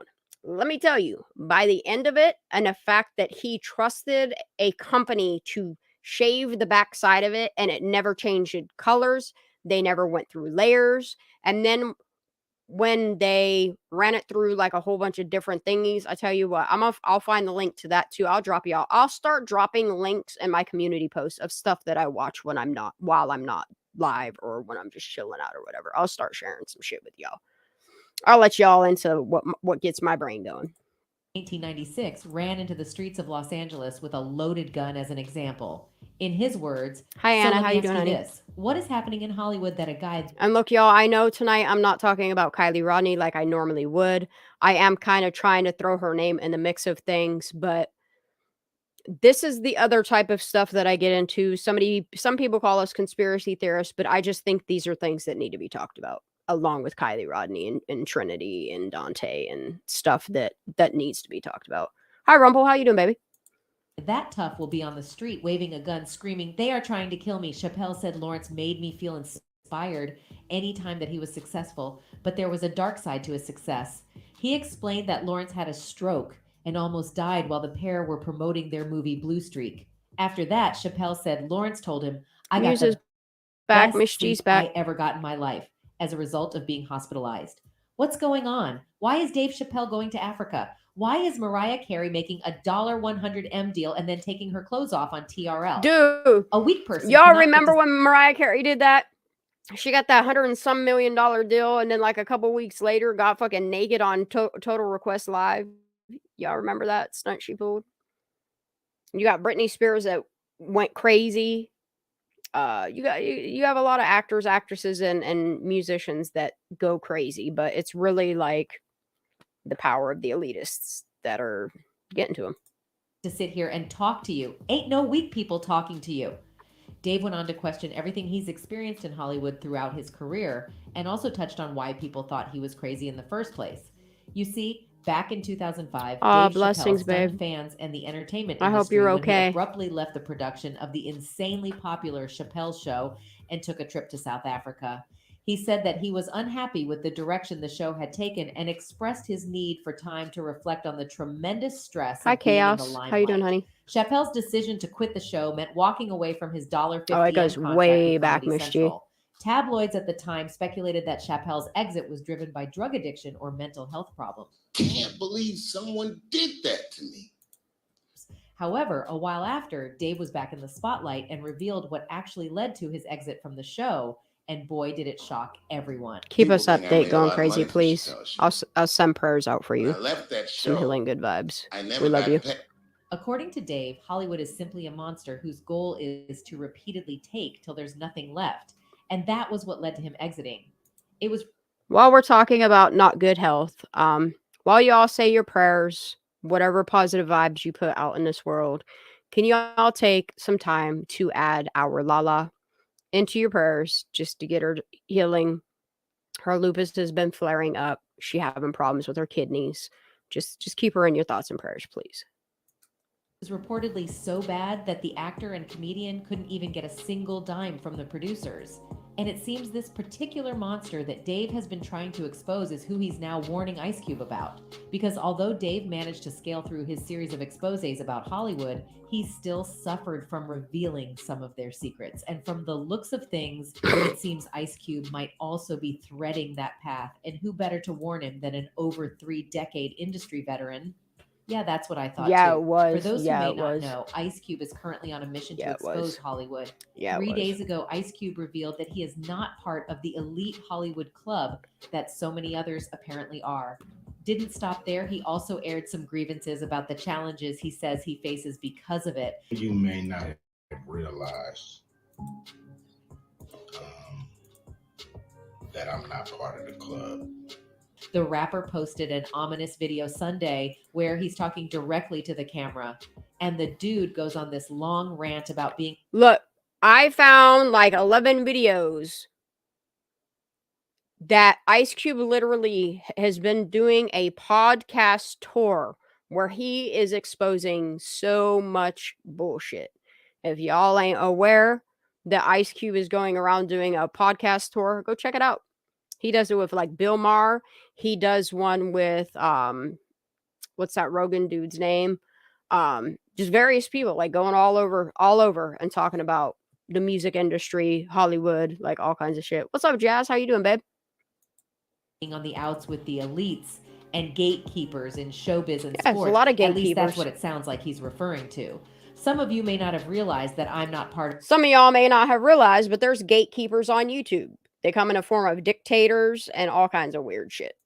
of the club, said Ice Cube in his video statement, Deadline reports. And a lot of you listening to me right here and right now, you are not part of the club either. And what I realized with the club is what makes them so mad Doing is good, when baby. you don't want to be a part of they expletive club. That pisses them off. Ice Cube continued. What club Joe am I Rogan, talking yes. about? I'm talking about the club of gatekeepers that we all got to deal with. You know who they are, and they definitely know who they are. Ice says flatly, he's not part of that crowd, nor does he want to be, and goes on to say that that fact actually makes folk on the inside angry because he's resisting a mainstream thing for someone in his position. Yep. It also seems Cube might be talking politics here too, because he references his contract with Black America. I'm going to pause this. I'm going to skip to the next one. I already dropped a link for that in chat. Because this has David Chappelle talking a lot more in this one than the other one. This one goes into like Mariah Carey, Kanye West, like all kinds of stuff. So if y'all want to go check that out, I'm going to just move on to the next one.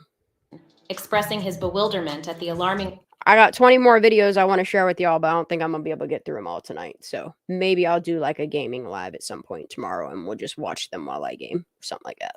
Rate of artists and celebrities vanishing or experiencing health crises in Hollywood.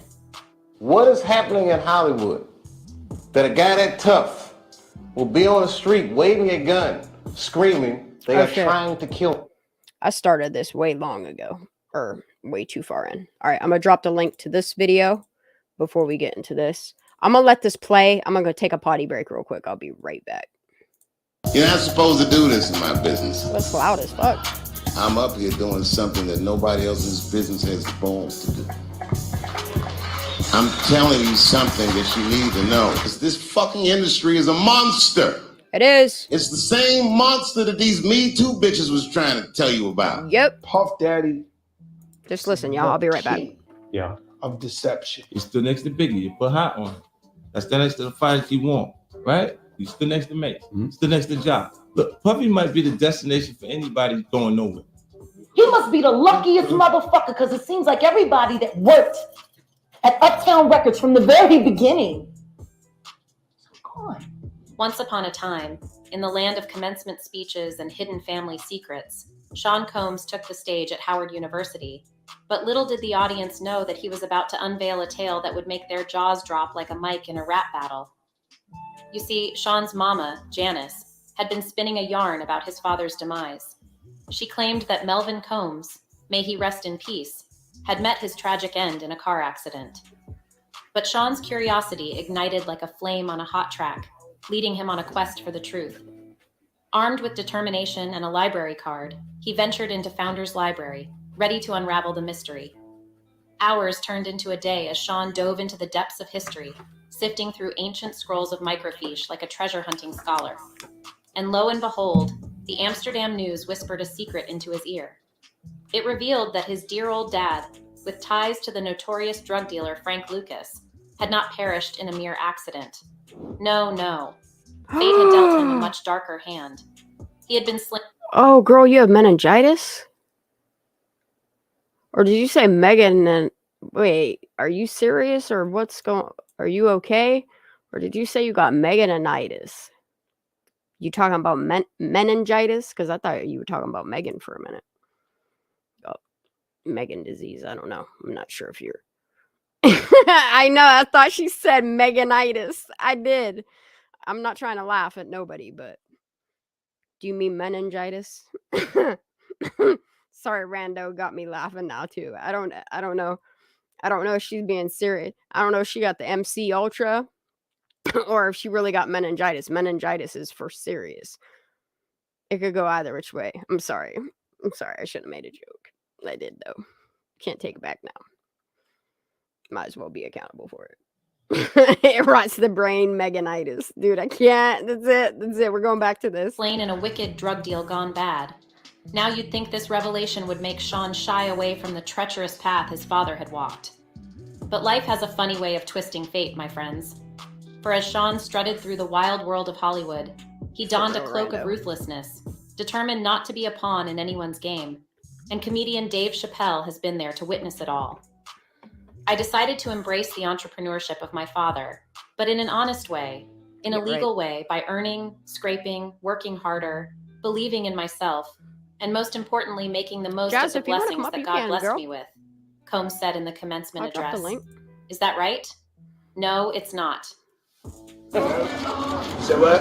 Chris, the kids grow up fast. Yeah, they grow up fast. Are you happy for it? I'm gonna skip through this video because this is blasting my fucking ears out. Actually, I'm just gonna skip it all together. If y'all want to go watch this 23-minute long thingy, go right ahead. I'll share the link to that. Guys, if you want to hop up here, you are more than welcome to. Look, y'all. Oh, she do got Meganitis, not meningitis. Pop, bro. Sandra. Yo. She didn't say Meganitis. Still, prayers, girl. Prayers. Jazz, you gonna hop up here or what? I'll drop the invite link one more time. If anybody wants to hop up on panel, voice their opinion on the stuff that we're talking about tonight, or bring up a different topic of discussion, that's kind of okay with me too. Hi, Sarah. How are you doing, baby?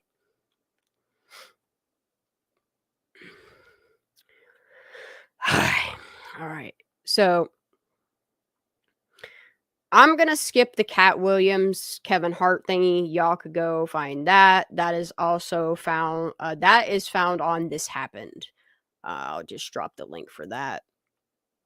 I'm trying to get as much done in the next half an hour as possible. And just so you guys know, after this live, because I have to limit how much I'm using StreamYard, I only get 50 hours a month because I'm using the free shit.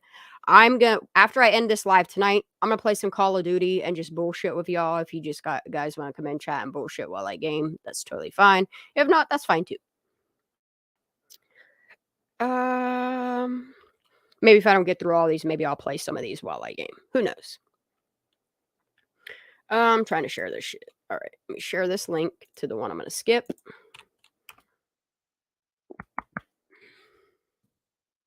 All right. And then this is another Ice Cube one. Actually, I'll just play this one. If you guys want to subscribe to this channel called The Truth Is, I'm going to share that. I'll drop this one too. It's a lot of good information in all these videos I'm dropping tonight. I'm going to play part of it. I'm going to see if it's... Hey guys, I hope all is well. Welcome. This is somebody else's podcast. Yeah, I dropped the link for this one in chat. Go ahead and check that out. I'm going to copy the link to this one that I'm going to play next because it's only 4 minutes long. Blacks don't mess around. I'm doing good, honey. Thank you for asking. Yo, what's cracking? You know what it is. Heavy said it is. And some of you may not have realized that I'm not part of the club. I think we just watched this one. We did. A lot of I'm gonna skip that one. I dropped that one in chat. Why I have TikToks that will make people wake up. What is this one? Dude, this one was really good. I know this like has nothing to do with what we're kind of not talking about right now, but I gotta play this. This is 27 minutes long, but there's some stuff in here you should listen to. All right, I'm gonna share the link to this. This dude does some fire ass videos. Dre OG reacts. He does a lot of reacts videos to TikTok's videos. I'm just gonna go ahead and play parts of this because holy shit. I remember Mr. Clinton saying this.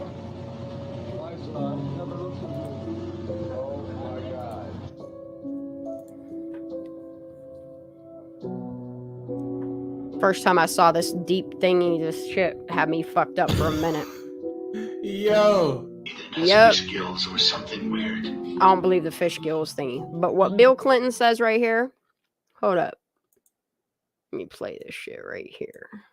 Have had a real chance to understand and debate the profound ethical implications of the latest advances.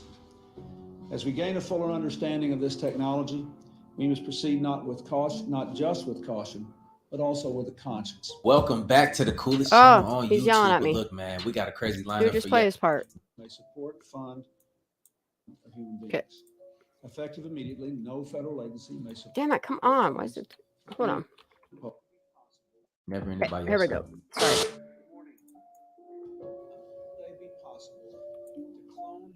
Our administration believes that there are loopholes that could allow the cloning of human beings if the technology were developed. Therefore, today I am issuing a directive that bans the use of any federal funds for any cloning of human beings. And they are cloning, trust me. They're cloning a lot.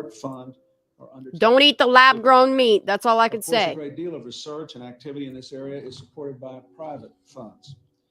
That is why I am urging the entire scientific and medical community, every foundation, every university, every industry that supports work in this area, to heed the federal government's example.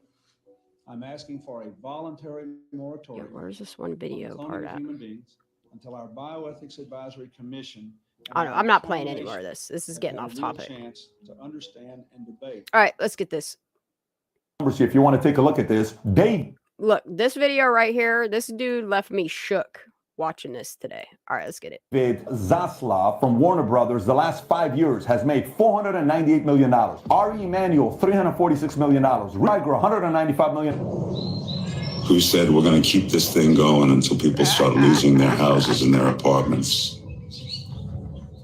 Listen to me, motherfucker. We live in a society now where it's just hurts. Who cares? Get it out there. We don't care who it hurts. We don't care who we destroy. We don't care if it's true.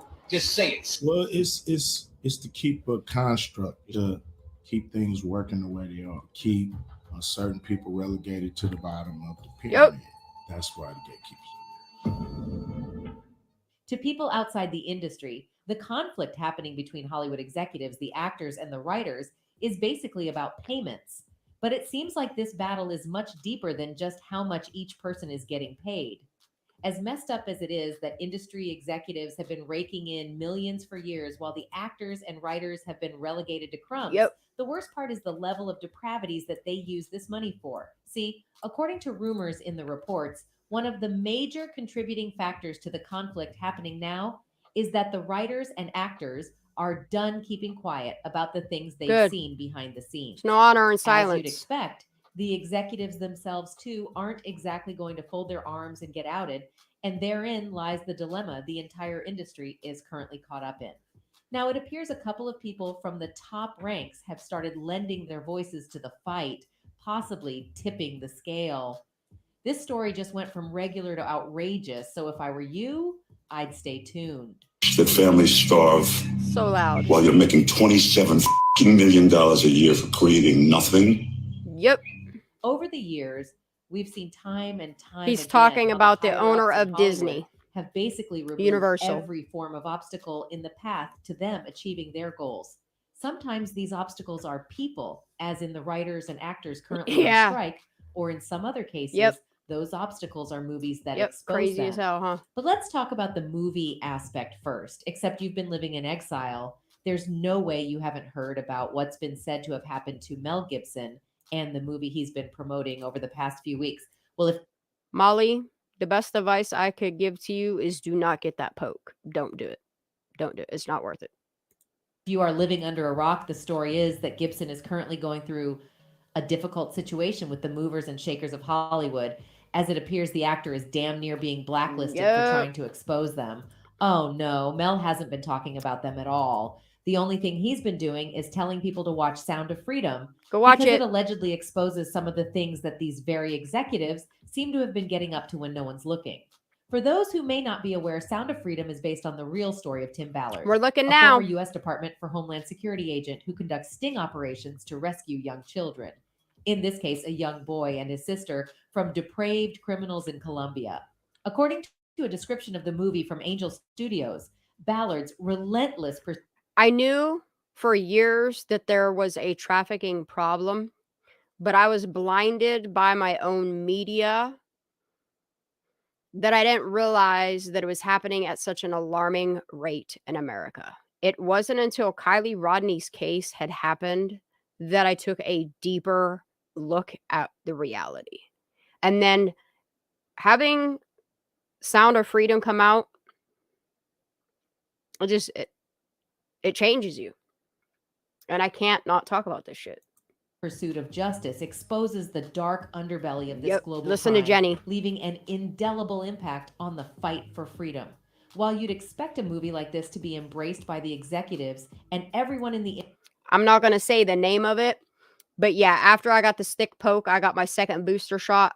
I've never had, like, I have autoimmune disease, but it's never really affected my heart per se. As soon as I got that stick poke jab, yeah, I have nothing, like, I go through AFib all the time. I have a lot of heart issues now because of it. Industry at Kylie large. brought a lot to I light, mean, considering that it actually tackles a global problem, the case has pretty much been the opposite since it got out. In fact, a major contributor to why it's gotten to where it is now is that Mel Gibson never gave up on it. His fellow industry veterans, on the other hand, have pretty much steered clear of anything that's related to that movie. Want to know why?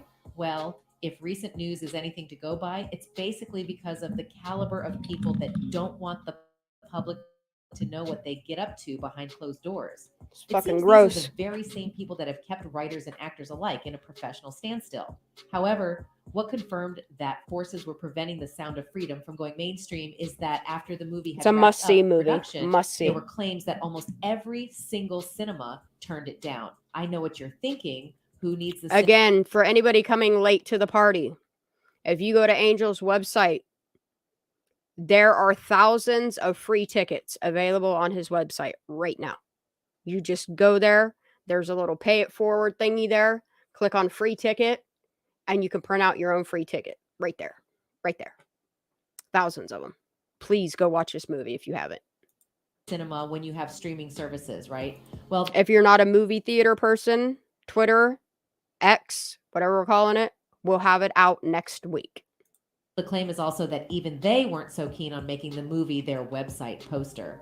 The film's producer, Eduardo Verastegui, told Fox Business that he knocked on every studio's door. He described working on the movie for 5 years, and when he finished it 3 years ago, he said he approached every major studio, including Netflix and Amazon, who turned him away. According to him, they said they didn't think anybody would want to see a movie that's based on children being around criminals. In another interview with the Daily Signal alongside Caviezel, Verastegui said that he thought a film about children would be fairly simple and easy to distribute, but everyone said, this is not for us. The part of this whole story that connects it to the current strike of actors and writers in the industry is the fact that Disney has somehow ended up at the center of both discussions. Well, in the case of the ongoing strike with writers, it's less about Disney as a company and more about what their CEO just said. As Hollywood actors joined forces with the Writers Guild of America on picket lines, Disney chief executive Bob Iger had some harsh words Thursday about the walkouts set to further paralyze the entertainment industry. During an appearance on CNBC's Squawk Box on Thursday morning, Iger said that the writers and actors unions going on strike in Hollywood are not being realistic with their expectations. Speaking to CNBC's David Faber from the Sun Valley Conference in Idaho, Iger commented on the ongoing Writers Guild of America strike and the imminent decision for SAG. I don't know how anybody watches normal cable television. I can't do that shit. All that reality TV shit. I don't know how y'all watch that stuff. I can't do it. AFTRA to join Fakest them. shit I ever watched. It's very disturbing to me, Iger said. We've talked about disruptive forces on this business and all the challenges that we're facing in the recovery from COVID, which is ongoing. It's not completely back. This is the worst time in the world to add to that. Yes, that final message at the end of the movie. Make sure you listen. Fuck this disruptive force. Without providing specifics, Iger said the expectations of the writers and actors are just not realistic, and that their job But your actions $27 are million adding to a is. set of Come on, challenges dude. that this business is already facing that is, quite frankly, very disruptive and dangerous. People have been talking about this fiasco nonstop on the internet. One person wrote, "I'm on the side of the writers and actors Me too. on this one." Me I hear too. that the studio execs are saying there is no revenue to share with the writers, actors from the streaming services. If so, why do they offer streaming services? They don't do it out of the kindness of their hearts. Iger's remarks came shortly after SAG-AFTRA leaders announced that the Guild's negotiating committee had voted unanimously to recommend to the union's National Board of Directors that they formally approve a strike. The Writers Guild of America walked out on May 2nd, grinding much of scripted entertainment production to a halt. SAG-AFTRA and the Alliance of Motion Picture and Television Producers, which represents the studios, remained far apart on key contract issues, said sources familiar with the negotiations who were not authorized to comment and requested anonymity. Like writers, actors are seeking to boost the residual payments they get when shows are distributed on Netflix and other streaming platforms. Both guilds also are looking for safeguards around the use of AI. Do we have any idea yet how much this strike is costing the U.S. economy and which industries are impacted the most? Yeah, there's only estimates, and we've seen estimates as high as $4 billion. To all of this, Iger said that while he respects the right of the unions to get as much as they possibly can in Sandra, I agree with that completely. I had it twice before I got the poke. My body having autoimmune disease, it took it like 2 weeks to respond to it properly. But what the CDC did to us and telling us that this vaccine should be mandated and it should be required. Don't do it. I'm telling people, don't do it. Don't do it. It's not. Let your immune system naturally learn this virus and learn how to respond to it. Because all that poke is doing is making your body not notify you that you have it. And all you're going to do is make other people sick. That's all you're going to do. Compensation for their people, they must be realistic about the business environment and what this business can deliver. No, I think, Melissa, what it is the metals that they've put into it is somehow influenced by micro radio waves, whatever you want to call it. You know what? Speaking of lupus, I'm going to ask Lala because I think she got mandated to get that poke stick too. So I'm going to ask her because I don't think she started having issues until like recently. So I'm going to talk to her. I'll message her tomorrow because she's probably in bed right now.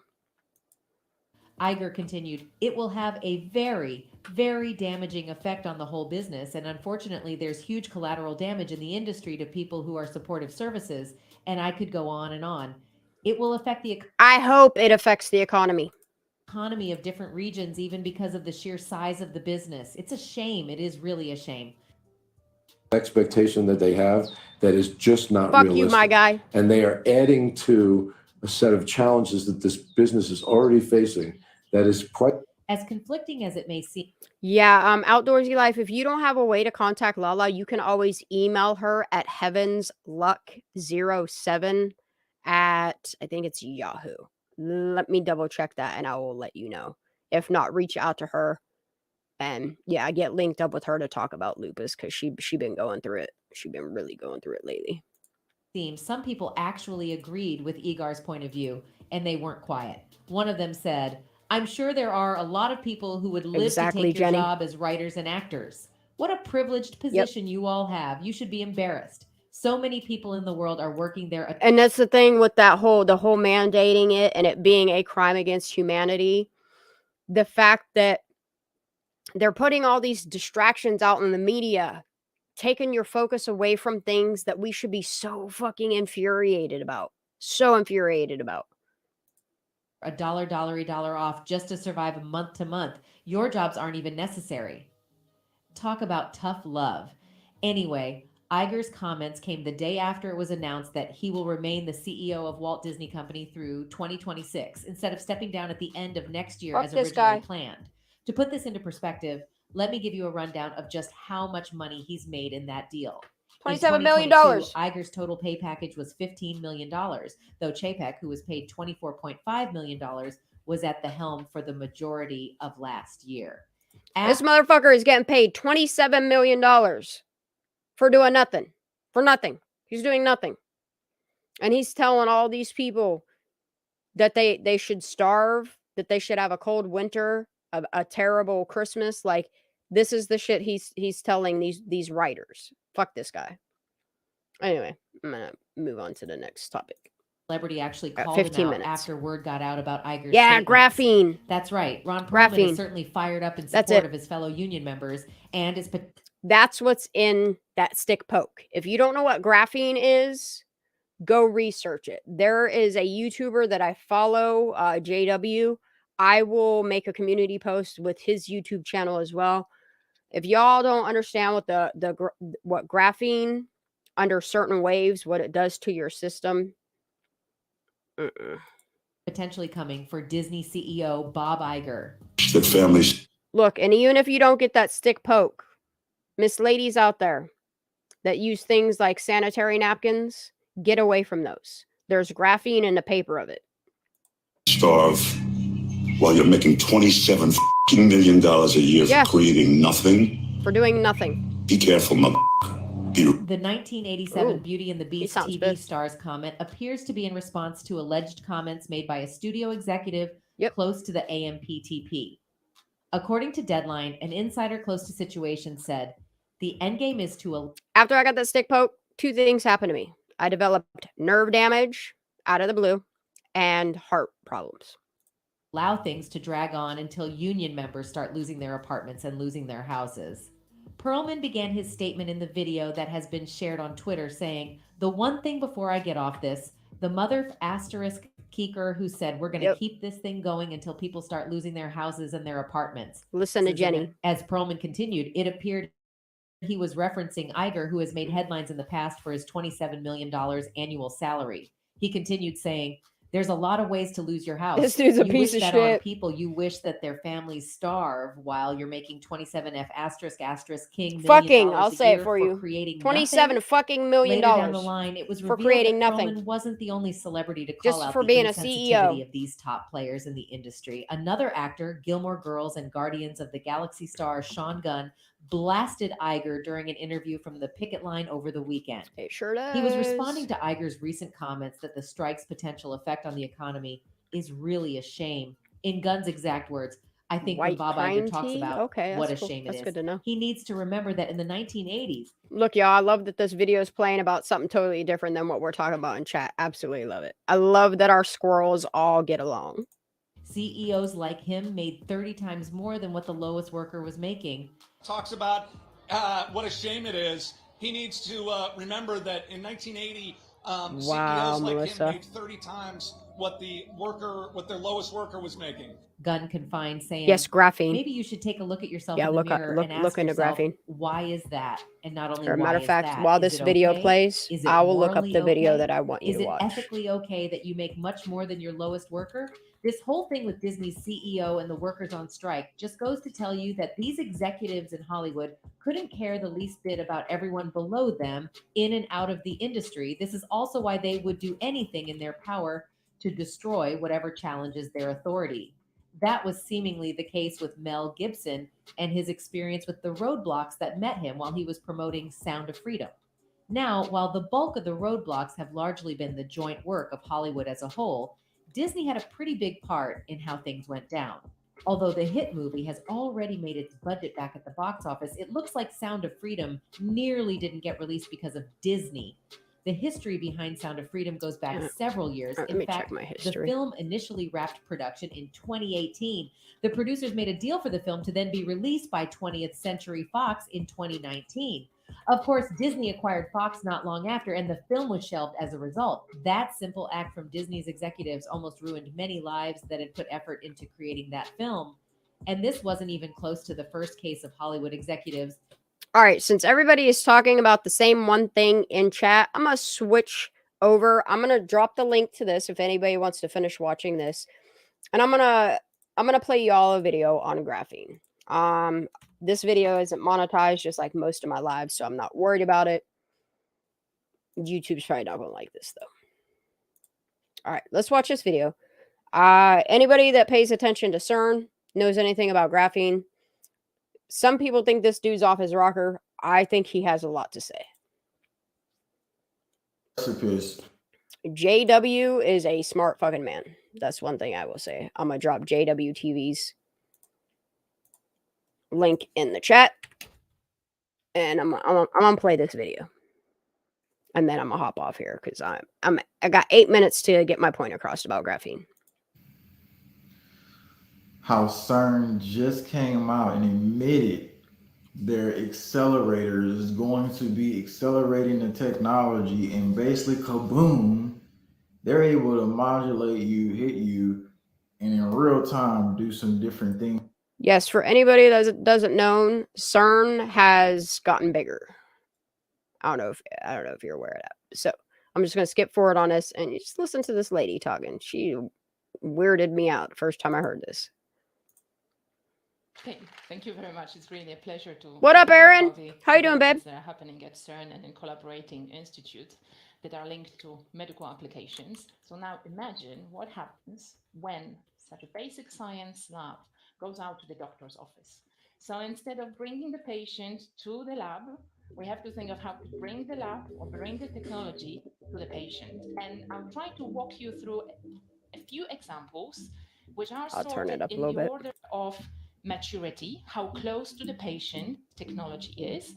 And also it's quite natural because of course at CERN, it's accelerators. So that's why the first thing we started doing is to apply CERN is a concern and what for you see on the sure. left is actually not a CERN lab. It's a real facility to treat patients with protons. It's good, Jenny. One of the dozen It's good. hadron therapy centers which exist around the world by now, which are aimed at treating tumors with high energy protons. By now, we also use carbon isotopes to do it, or stable carbon, and there are even crazy ideas to use unstable carbon to do it. So these are still very large laboratories. And what you see to the right, just giving you an idea what you're about to facility fall into. Inside the cell, there are many, or inside here there are many cells, and those look familiar. That have, for example, high metabolism. Look familiar. Look like that little T cell that mRNA sticks to. Will be emitted. So only the cancerous cells will be killed. It's just gonna kill the good bacteria. That's what they said when the graphene laid on there, and those little black dots looked like graphene.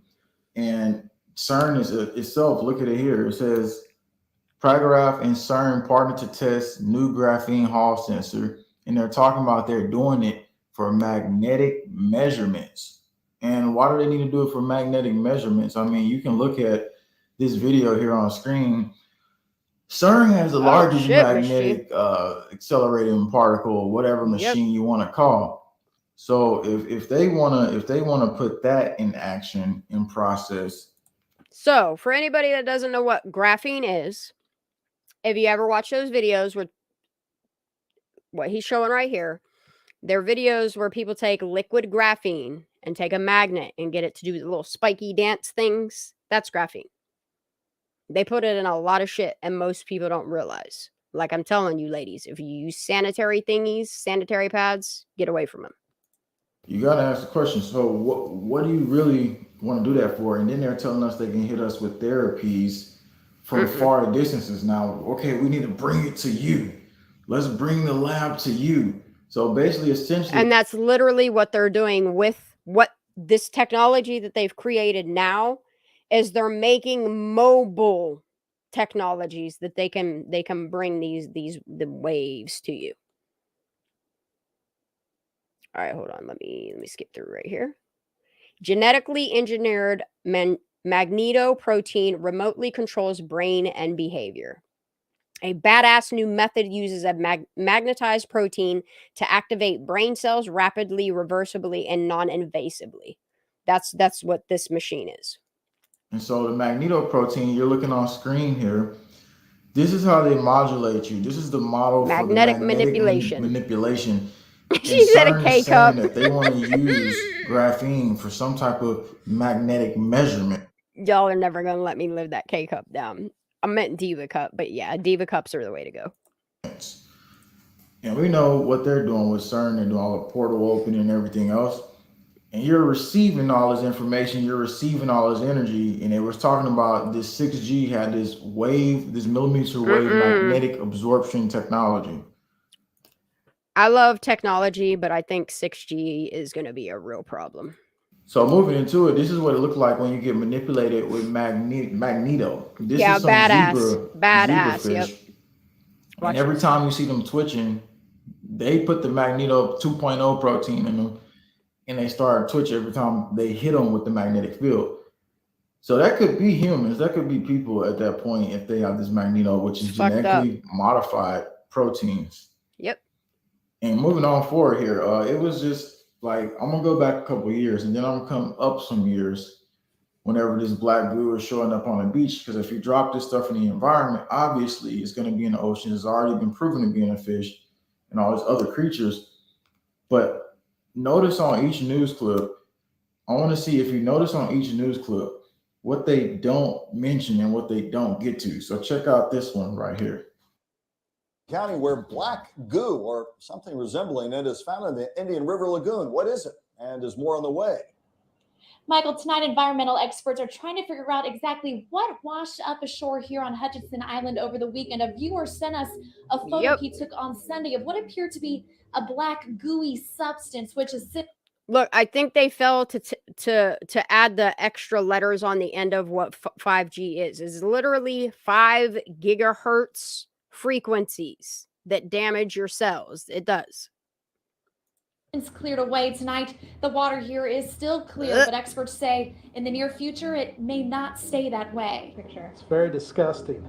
It's some looks black like, goop. All right, I'm gonna tar or skip through. oil. Hold on. This photo a viewer sent us shows a black goo-like Why is she touching substance it? on the I don't touch Hutchinson Island it. shoreline just south Don't of touch Herman it. Bay that he says spanned Why for would you about touch it? 100 yards. And we fished different areas, but I've never seen it. Baker has fished on Hutchinson Island as well, but all right, skip through. along the drive. This Up this slide on screen right here, that's basically showing you different types Electron of microscopy and graphene chemical mapping of that's got quantum dots in it. They got different metal nanocomposites on it, different mapping systems. What you noticed about both of those clips? Oh, okay. Put it in the comment. I got it. I'll drop the link. I keep dropping it for her, but I think she left earlier when I dropped it for you. Here you go, Justice. Come on up, Lady Justice. Let's have a chit chat. Yeah, fuck that, Melissa. I'm gonna say no to that. They're gonna have to shoot me first. I got lied to when they were like, get that stick poke. It's better for you. It'll prevent a lot of things. Nah, dude, all you do is make me sick. Come on, Lady Justice, get up here. Let's go. There she is. You gotta connect to something. Yep, there we go. Justice, get up here. There we go. Mute your YouTube. Let me turn off my thing. There we go. All right, I'm gonna stop sharing screen.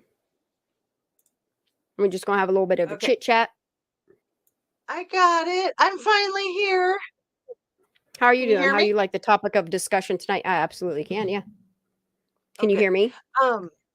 I can hear you perfect. And I came in late, unfortunately, so I missed a bunch of it, but it sounded amazingly interesting. Yeah, it's a lot of things we need to talk about. Like, I still want to keep Kylie out there. I still want to use her. You know what I mean? Keep her name out there and discuss topics around her. However, I think things that I'm touching surface on now, they need to be out there as well. They're as important. I totally agree. I have an aunt who had been fighting cancer for almost 20 years and kicking its butt for almost 20 years. And that second booster shot did exactly what you said. Yes, the second, I was fine. So I got my first one. I was fine for months and months and months. As soon as I got that booster shot, that's why I refused to go back and get that third or how many more they wanted me to get. Like, no. Well, so she was in a cancer support group, and everybody in that group had been in remission for like 5, 10, 20 years. Everybody in that group that got the poke got extremely, and it's sad that we have to call it the poke, ill. that we can't say the V word, we can't say the C word, because God forbid, you know what I mean? The way that they're censoring us is it's sad. And half the people in her support group are no longer with us. And that's my aunt who passed away a couple months ago that I went down to Florida. It was unbelievable. I mean, unbelievable. She had been rocking the kicking of the cancer butt for so many years. And it was a different type of cancer, but that's not what killed her. It was heart complications. Specifically water on the heart, water on the lungs. But she had a really bad year, and it just turned everything upside down for her. It was immediate, like same day. She felt like she was hit by a Mack truck same day. Yeah, I got that second booster. Whenever I got that, it was like 2 days later when I started having like severe heart palpitation, and I was like, this isn't normal. Like, I've never had issues with my heart. They always told me, be cautious. Later in your life, you might develop what's called rheumatic heart disease. But I never showed symptoms of it. Never like any. I go get an MRI and an EKG, EEG yearly. I have to. It's part of, you know what I mean, keeping my heart healthy. Never had any issues. And then whenever I got that booster shot 2 days in, I had to wind up getting put on a heart monitor and everything like that. And they told me, I will continue to go into AFib, and I do.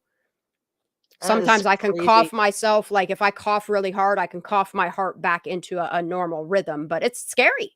It's scary when you've never had, you know what I mean, any type of heart complications. erratic heartbeats or anything like that. And then you go and get something like this. And then you sit and you listen to all these other people that are like, yeah, I have been healthy my entire life. I've never had issues. And now they're having like congestive heart failure. And you know what I mean? Like it's scary. Well, and here's the problem. It was mandated and persuaded, suggested that people with autoimmune disorders and other illnesses get their shots before anybody else so that they would be sure to get them before it ran out. And you have to wonder. I don't know the how insurance companies wanting to quit paying the medical bills for these people? Well, I mean, know what not I only mean? you have to look at it's the CDC pushed the FDA. The FDA, we know what the FDA does to us with the medications that are out there. You know what I mean? The medications they have people on that they don't need all of them. They don't. They do not need 5, 10, 15 medications when there should be 2 or 3 that they're taking that's doing everything that needs to taken care of. Like I blame big pharma for capitalizing and making profit off of people. I don't understand why these corporations are not being held accountable for mandating something like they did. It's crazy. It's crazy. Until I went to my aunt's funeral, I didn't know that story, and I didn't know anything about the theory that has been out there. Yeah, because they don't want people talking a couple about of it. years now. Right. I Yeah, had heard. I probably had heard murmurs about it, but just thought it was a bunch of conspiracy theory stuff. I did too. Like QAnon stuff. Yeah. I did too. I thought people were just putting stuff out there to as a fear tactic to because I mean there were people that are like fuck a mask, fuck the stick poke, like, and I kind of was like, all right, like, are people just trying to take a stand? Are they trying to just act out against it, or is this real?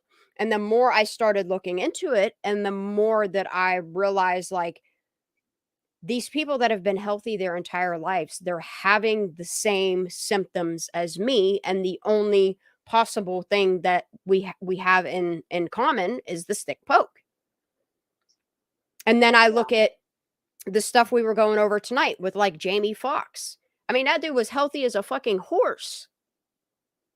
And then he was forced to get the stick poke and look a blood clot, and that's the same thing as like people are either getting like blood clots, heart complications. It's weird that it's the same common thing with all of these people.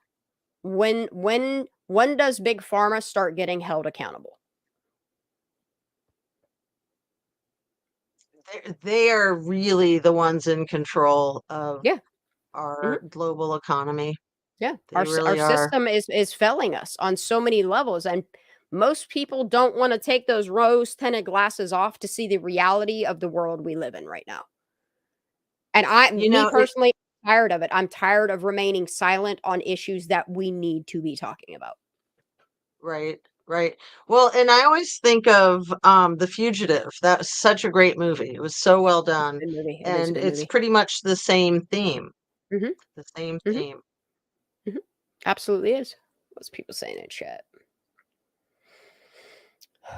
My sister's a nurse. She was on front lines doing COVID tests in her alien suit every day in the beginning and never got sick. That mandated she got the shot. And wow. She's had COVID 3 times. Holy shit. I said the C word. I'm gonna get in trouble. It doesn't matter. My shit's not monetized anyway, so I'm not worried about it. But yeah, I had it twice. And yeah, just something about that second booster shot, man. Something ain't right. Something is not right with it. Yeah. And the more you look into it, and go ahead. Well, I was just going to say I didn't have a reaction to it, but I don't have a long-term illness like that either. So sorry, I didn't mean to interrupt. But like I said, that very first one that I got, I felt great. You know what I mean? I actually wasn't fearful, nothing like that. Like I waited my 20 minutes to make sure that I wasn't going to go into fucking heart failure like they say. You know what I mean? And then I think it was like, I'm going to have to look at my card. It was I think it was 4 months later that I wound up getting the second one. And it just, it was bad decision on my part.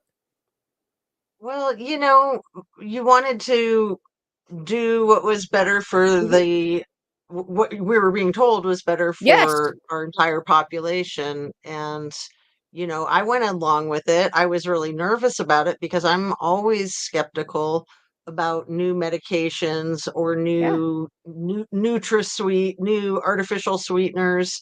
When saccharin back in the 80s was all of a sudden, early 80s, late 70s, all of a sudden they're like, oh man, saccharin causes cancer. But NutraSweet, this stuff is 100% safe. It's pretty much the exact same thing. A NutraSweet is not safe at all. But yeah, and there's a lot of fake sugars out there that are so like you might as well just eat the real sugar because what you're getting with like high fructose corn syrup, that shit will fucking ruin your life. Right. Unless if you have diabetes, then you do need to moderate it yes. and I mean, there's maybe pros do a little for bit people that of are artificial. diabetic or have, you know what I mean, high sugar, low sugar, whatever, that need to be cautious and focus on the sugar alternatives. However, these people stevia. that are healthy, like, yeah, stevia, you can grow your own stevia, and most people don't even realize that it's literally a plant. My parents used to grow it all the time because my father was a diabetic. I was going to say that I suspect that it falls into the same category with the NutraSweet and the saccharin. I mean, it has the same weird aftertaste. Yes, it does. Yes, it does. I noticed that, like, if I get, because I don't get energy drinks all that often, but I notice if I get a normal energy drink, it tastes normal. But then you go and you get that sugar-free shit, it just that aftertaste. Same with like some diet products and stuff like that. Like you can taste the chemical in it. I cannot. Yeah. Is there any other topics you want to touch base on? Go ahead. I try to stay away from sugar too. I totally try to stay away from I like sugar. my sugar. I'll let it rot my teeth. I need to be careful with my blood sugar. So I had gestational diabetes with 2 of my 4 pregnancies. Damn. Well, I mean, it was a mild case. It was easy to control with diet and exercise. So that was fortunate. That's how my dad was. He did diet, exercise, watching his sugar intake and stuff like that. Yeah. Yep. Yeah, and if I eat sugar, I feel like shit. I feel like dying. Yes. Sugar will fuck you up. It really will. Yeah. I watch how many grams I allow myself to take in per day. It's normally with my coffee or like if I have a soda or an energy drink, but I do watch my sugar because sugar is not good for you. But that's anything in quantity becomes a part where it's not good for you. Well, and just, the most important thing, well, like I always do my spiel at the end of my shows, eating protein with any like fruit, sugar, eat protein. You have to have protein to stabilize the glycemic my son index. just It's said to so me, important. was it yesterday, the day before, he's like, Mom, now I understand why you eat an egg every single day when you wake up. And I said, yeah, buddy, that's best protein, omega fatty acids that you can get right there is in an egg. Right. Well, and just so the people that don't know this do know it, that every time you eat, you should eat protein every single time you eat. Like you can eat whatever you want with it, but you have to have that protein to stabilize your glycemic index. And if you can't get protein because of whatever situation you're in, fat will help. Fat will help stabilize the legumes protein. and beans. I mean, like if you're out and about, and you just it's not there. You're at work and you have to have lunch and there's no protein. If you can have fat will do the same thing to the glycemic index. Oh, really? Are you serious? Yeah. I did not know that. Yeah. I So did like not know that. butter and cream cheese and sour cream, those things are great for your glycemic Look, index. those three things, good I eat the news. shit out of that stuff. So yeah, okay, that's good to know. That's good to know. Low fat is terrible for your sugars. Non-fat is even worse. You want the high fat to stabilize your sugars. And I we're love like me a some beans. we're a diabetic nation. I know, I love beans too. Yes. I love beans. Watch And your let me- rices though, because rice converts to starch, which converts to sugar. So watch how much rice that you are intaking. Right. Rice is good, Rice. but it's much rice is rice not and good. pasta and Yep. potatoes, all those Yep. things Yep. are sugar. Anything that But converts to starch converts to sugar. the best thing in the world that you can eat, and I was taught this by a medical doctor, the best thing you can eat, especially when you're recovering from an illness, is meat with beans. So Yeah, steak and dude. beans, chicken and beans, So and it's not the you know, meat I and mean, potatoes, it's the meat and beans. right, All because you're right. getting the protein and the protein, and it just gives your body everything it needs to recover. And I it's love my cane interesting because you sugar. look at a culture like Mexico, and Mhm. Mexican food is a lot of beans and a Mhm. lot, well, it's rice too, but Mhm. beans with meat, or like is it Chinese food? No, Thai food. They Oh, eat Thai a food's so lot good. of Mexican food's so good tofu. too. They Oh, mix I can't do tofu with tofu. their meat. Dude, Well, I they don't know mix it with how their people meat. eat tofu. Yeah. I've tried to make tofu so many different ways. Like, it's like as soon as you bite into it, it becomes slimy like a mushroom. I can't do that. Either of those. There's two things I can't eat. It's tofu and mushrooms. Can't do that shit. So if you bake your tofu or fry it with toasted sesame oil, not just sesame oil, but toasted Toasted? sesame Oh, oil. really? It tastes so good. And the Does it thing really? is, I mean, tofu is Yeah, good for but does you, it but change its consistency? Because that's what gets it to me is the it does. palatability of It'll it. make Ugh. it'll make it crispy on the outside, crispy and Oh, really? crunchy. Yeah, but what You about can that bake it. inside? Because that's what the lie is. As soon as you bite into that shit and it turns like, I don't know what it reminds me of, like biting into fat. Yeah, yeah. Ugh. Ugh. But you do need to be careful with soy because soy is high estrogen, so you don't want to eat I too don't do much of it. soy. I do not do soy Right. products. Mm-mm. Right, but tofu is soy, so it has a lot of estrogen, and you just shouldn't eat too much of I it. have too many But it is, GI problems to be messing with stuff that irritates it. yeah, yeah. So What other it, dietary stuff you want to tell us about? Because I like learning. oh, well, that to me, that's the big thing. I mean, I spent my whole life wanting to learn how to eat healthy, and it Mhm. wasn't until I had the gestational diabetes and sat down with a nutritionist that I learned all that stuff about the glycemic index. Mhm. And I was so mad because I was like getting close to 40 already. And I was like, man, I Oh never knew shit. what the fuck glycemic index meant. I never knew anything about that. And I Man. always had blood sugar issues. I was always like hypoglycemic my whole life. So, Seriously, wow. I Wow. was just like, man, like, shouldn't that be taught? Again, we're a diabetic nation. Shouldn't Mhm. everybody know this I'm stuff about? honestly surprised with how much sugar my parents allowed me to consume from a young age. Like I remember being like 4 or 5 years old sucking down Pepsi. You know what I mean? Because that was the Mhm. going thing in my household. And Yeah. how with my father being diabetic and my grandma being a diabetic, how I never got the diabetic genes. I'm glad I didn't because I don't know what I would do if I got Yeah. diabetes. I would shrivel up probably. It'd be rough. It Mhm. definitely, I mean, it's crazy how many people have it. It's Mhm. crazy. And it just keeps getting higher because Mhm. our diets keep getting worse. But My cousin, her son was born diabetic, and he like ooh, from the time he was a toddler, he's had that insulin pump, wow, but he's that's doing good with hard. his diabetes. Yeah, he does really good with his diabetes. I dated a girl. Well, Her mom was such a bad diabetic dude. She used to get these foot sores that used to ooh, make my teeth hurt just looking at them. Like, ooh. And and it's sad to see people lose limbs. Yeah, yeah. there's a lot of people with diabetes who don't take care of it, Mm-mm, they who don't. They don't. completely Yep. neglect it, and that's Yep. just crazy. Yeah, they're losing toes and feet and all kinds of stuff.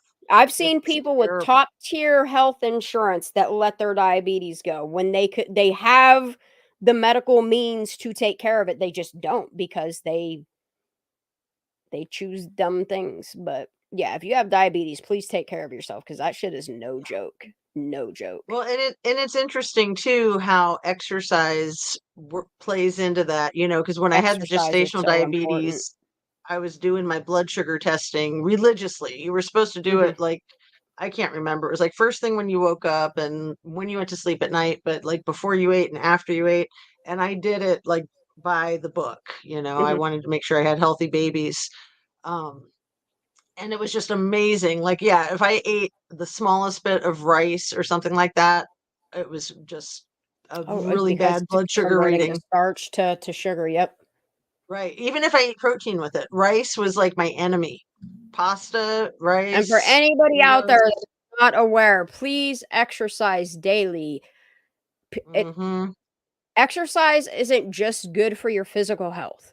It is proven that if it's one thing that you force yourself to do every day, if you have depression, 2 things that are best for depression is the motivation to exercise and get your daily sun. And I can't, like, people don't understand when it comes to physical health and mental health, exercise is like should be the foundation of health. Right. And it doesn't matter what type of exercise. It doesn't matter have to be vigorous. Swimming It pool, can be as simple as walk. as stretching, just calisthenics. I mean, that's so good for you. But yeah, walking, you know, I mean, I love to swim. Swimming's my favorite. It just puts me in the zone. But for me, that's a big time commitment too, because of all the getting ready and the, you know, getting out. So walking sometimes is better. I used to like to run, but my knees can't take it.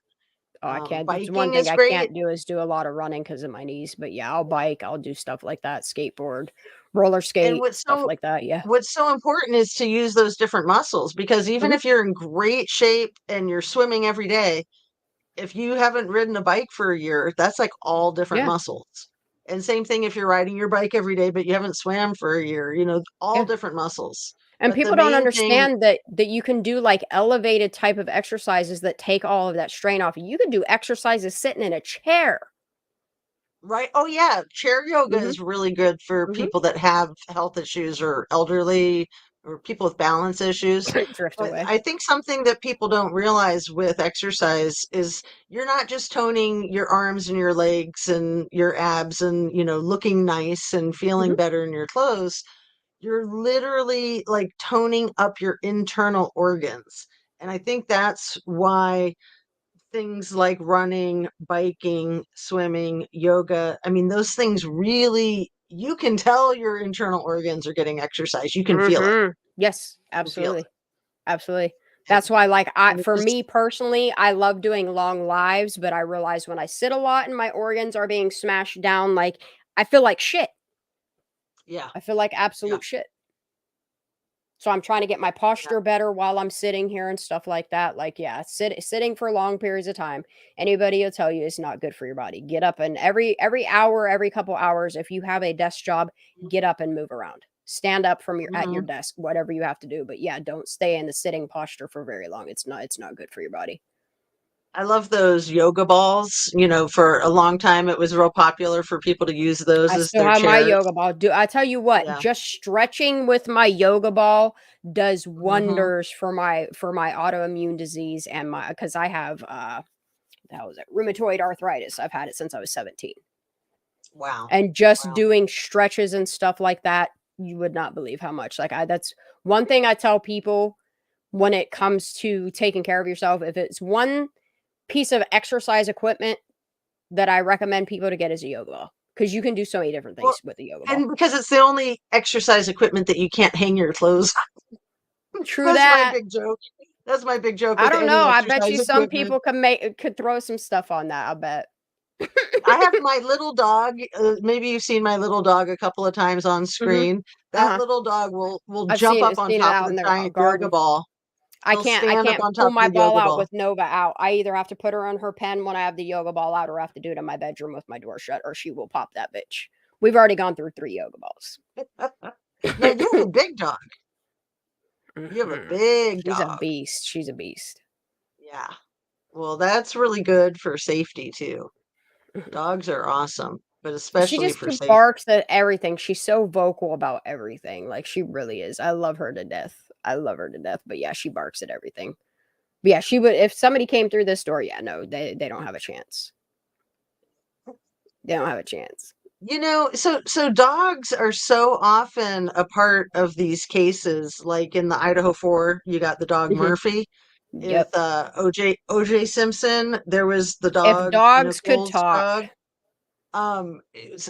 Lacey Peterson, that dog.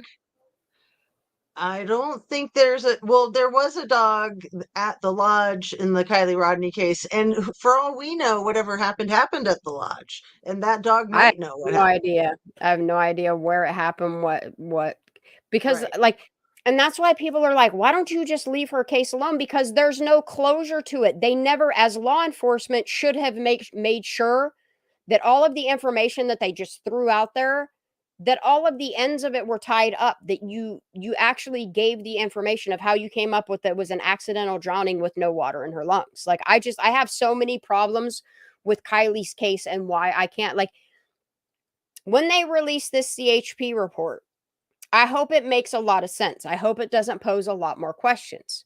But the going thing with Kylie Rodney case is like, the more they talk about it, the more it seems like it raises more questions.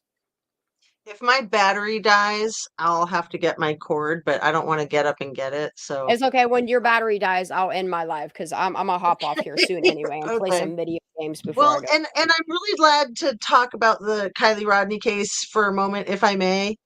Absolutely, honey. This crap with this freaking lawsuit against I don't think it's real. Upchurch. I don't think it's real. I don't think it is either. I said that from the jump. The exact same thing was going around the internet 4 months ago. The exact same Kylie family suing Upchurch.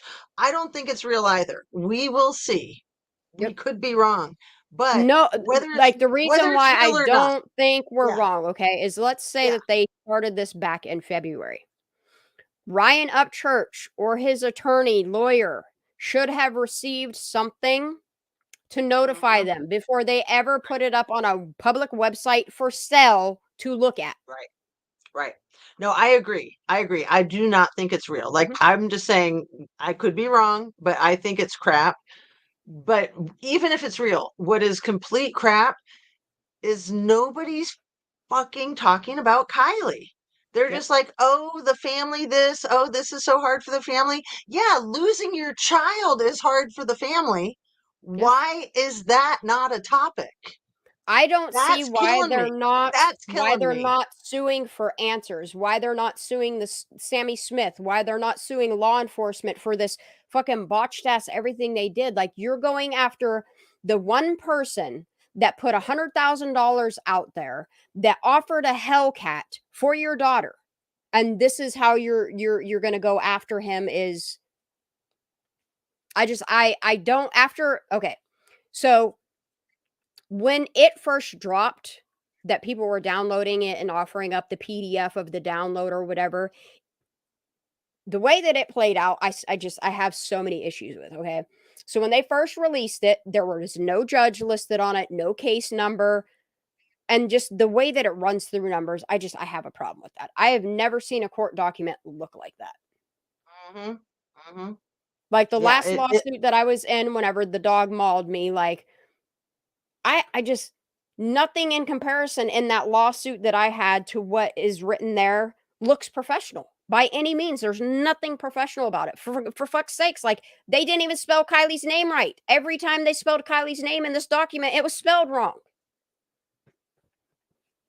Well, there's so much to be said about it. And I think what people don't realize, possibly, like people that have never been sued, is that anybody can file a lawsuit for anything. Like, I could sue you for the sweatshirt that you're wearing and me not liking it, even if it doesn't have anything on it. I just don't like the color. Literally, you can file a lawsuit.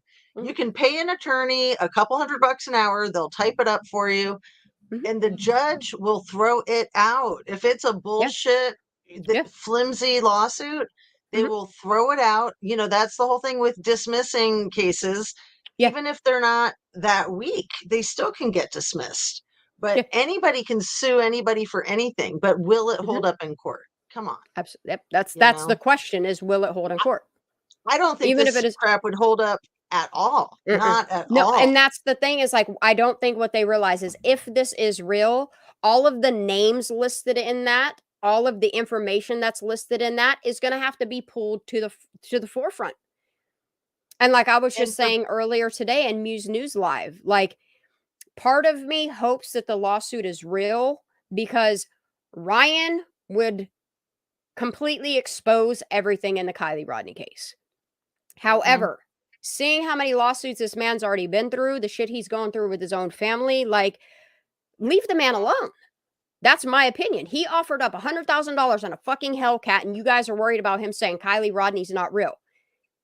Anybody with a fucking brain cell would know at this point that Kylie Rodney is very real.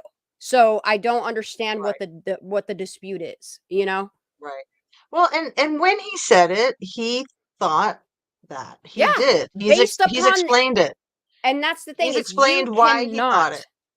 You cannot expect people to have accurate information based upon what we thought and still think to be true. Yes, they wrote off on that autopsy report accident drowning, but there is nothing in that autopsy report that backs up that she accidentally, drunkenly drove herself into that lake. Nothing in there points to accident. There's nothing in that autopsy report that validates that it's her. Yeah. And that's another problem I have with is the fact that there's no DNA, no dental, no match to say that that was her, other than the possibility that her mom might have. I just don't think anybody went and only one relative listed on there too. There were so many weird things with that autopsy.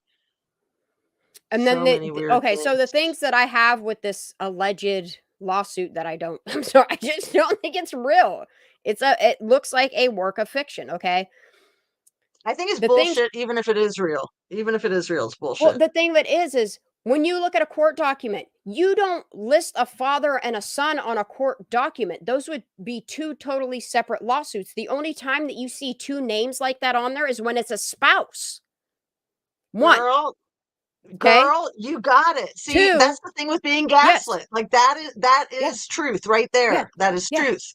On a legal document like that, you wouldn't list it as a father and a son. It would be two son. This is the grandfather. This is Lindsay's dad. Ex-in-laws. That's what I'm saying. And his ex-son-in-law. That good freaking point, man.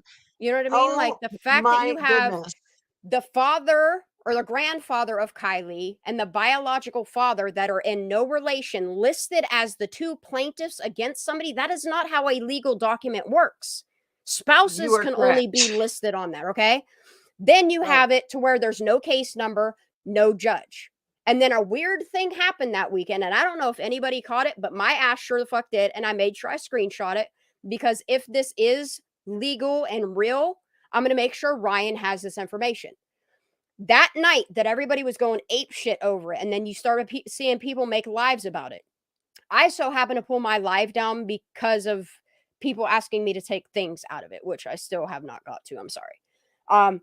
But what I noticed is the website, if you looked at the top, the website that Sunday was going down for maintenance, okay? The same thing we saw happen with the fire cams, okay? Weird shit. Oh my God. So I paid attention to the fact that they were doing maintenance that Sunday, which is the following day.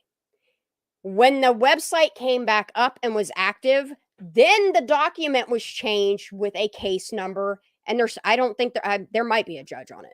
That part I didn't pay attention crazy. Good catch, but man. It is written different. Good catch. Yeah, and then I'm sorry, Zanime, you can be angry about me always calling you out or whatever. You can do whatever you need to do. The fact that Zanime knew the day prior, before the news article was going to be written, that she admitted to saying, I can't wait until, what was it? Not the New York Post. Who released it? The article about Upchurch. Anyway, she knew 24 hours in advance that they were going to drop it. How do you know that? Right.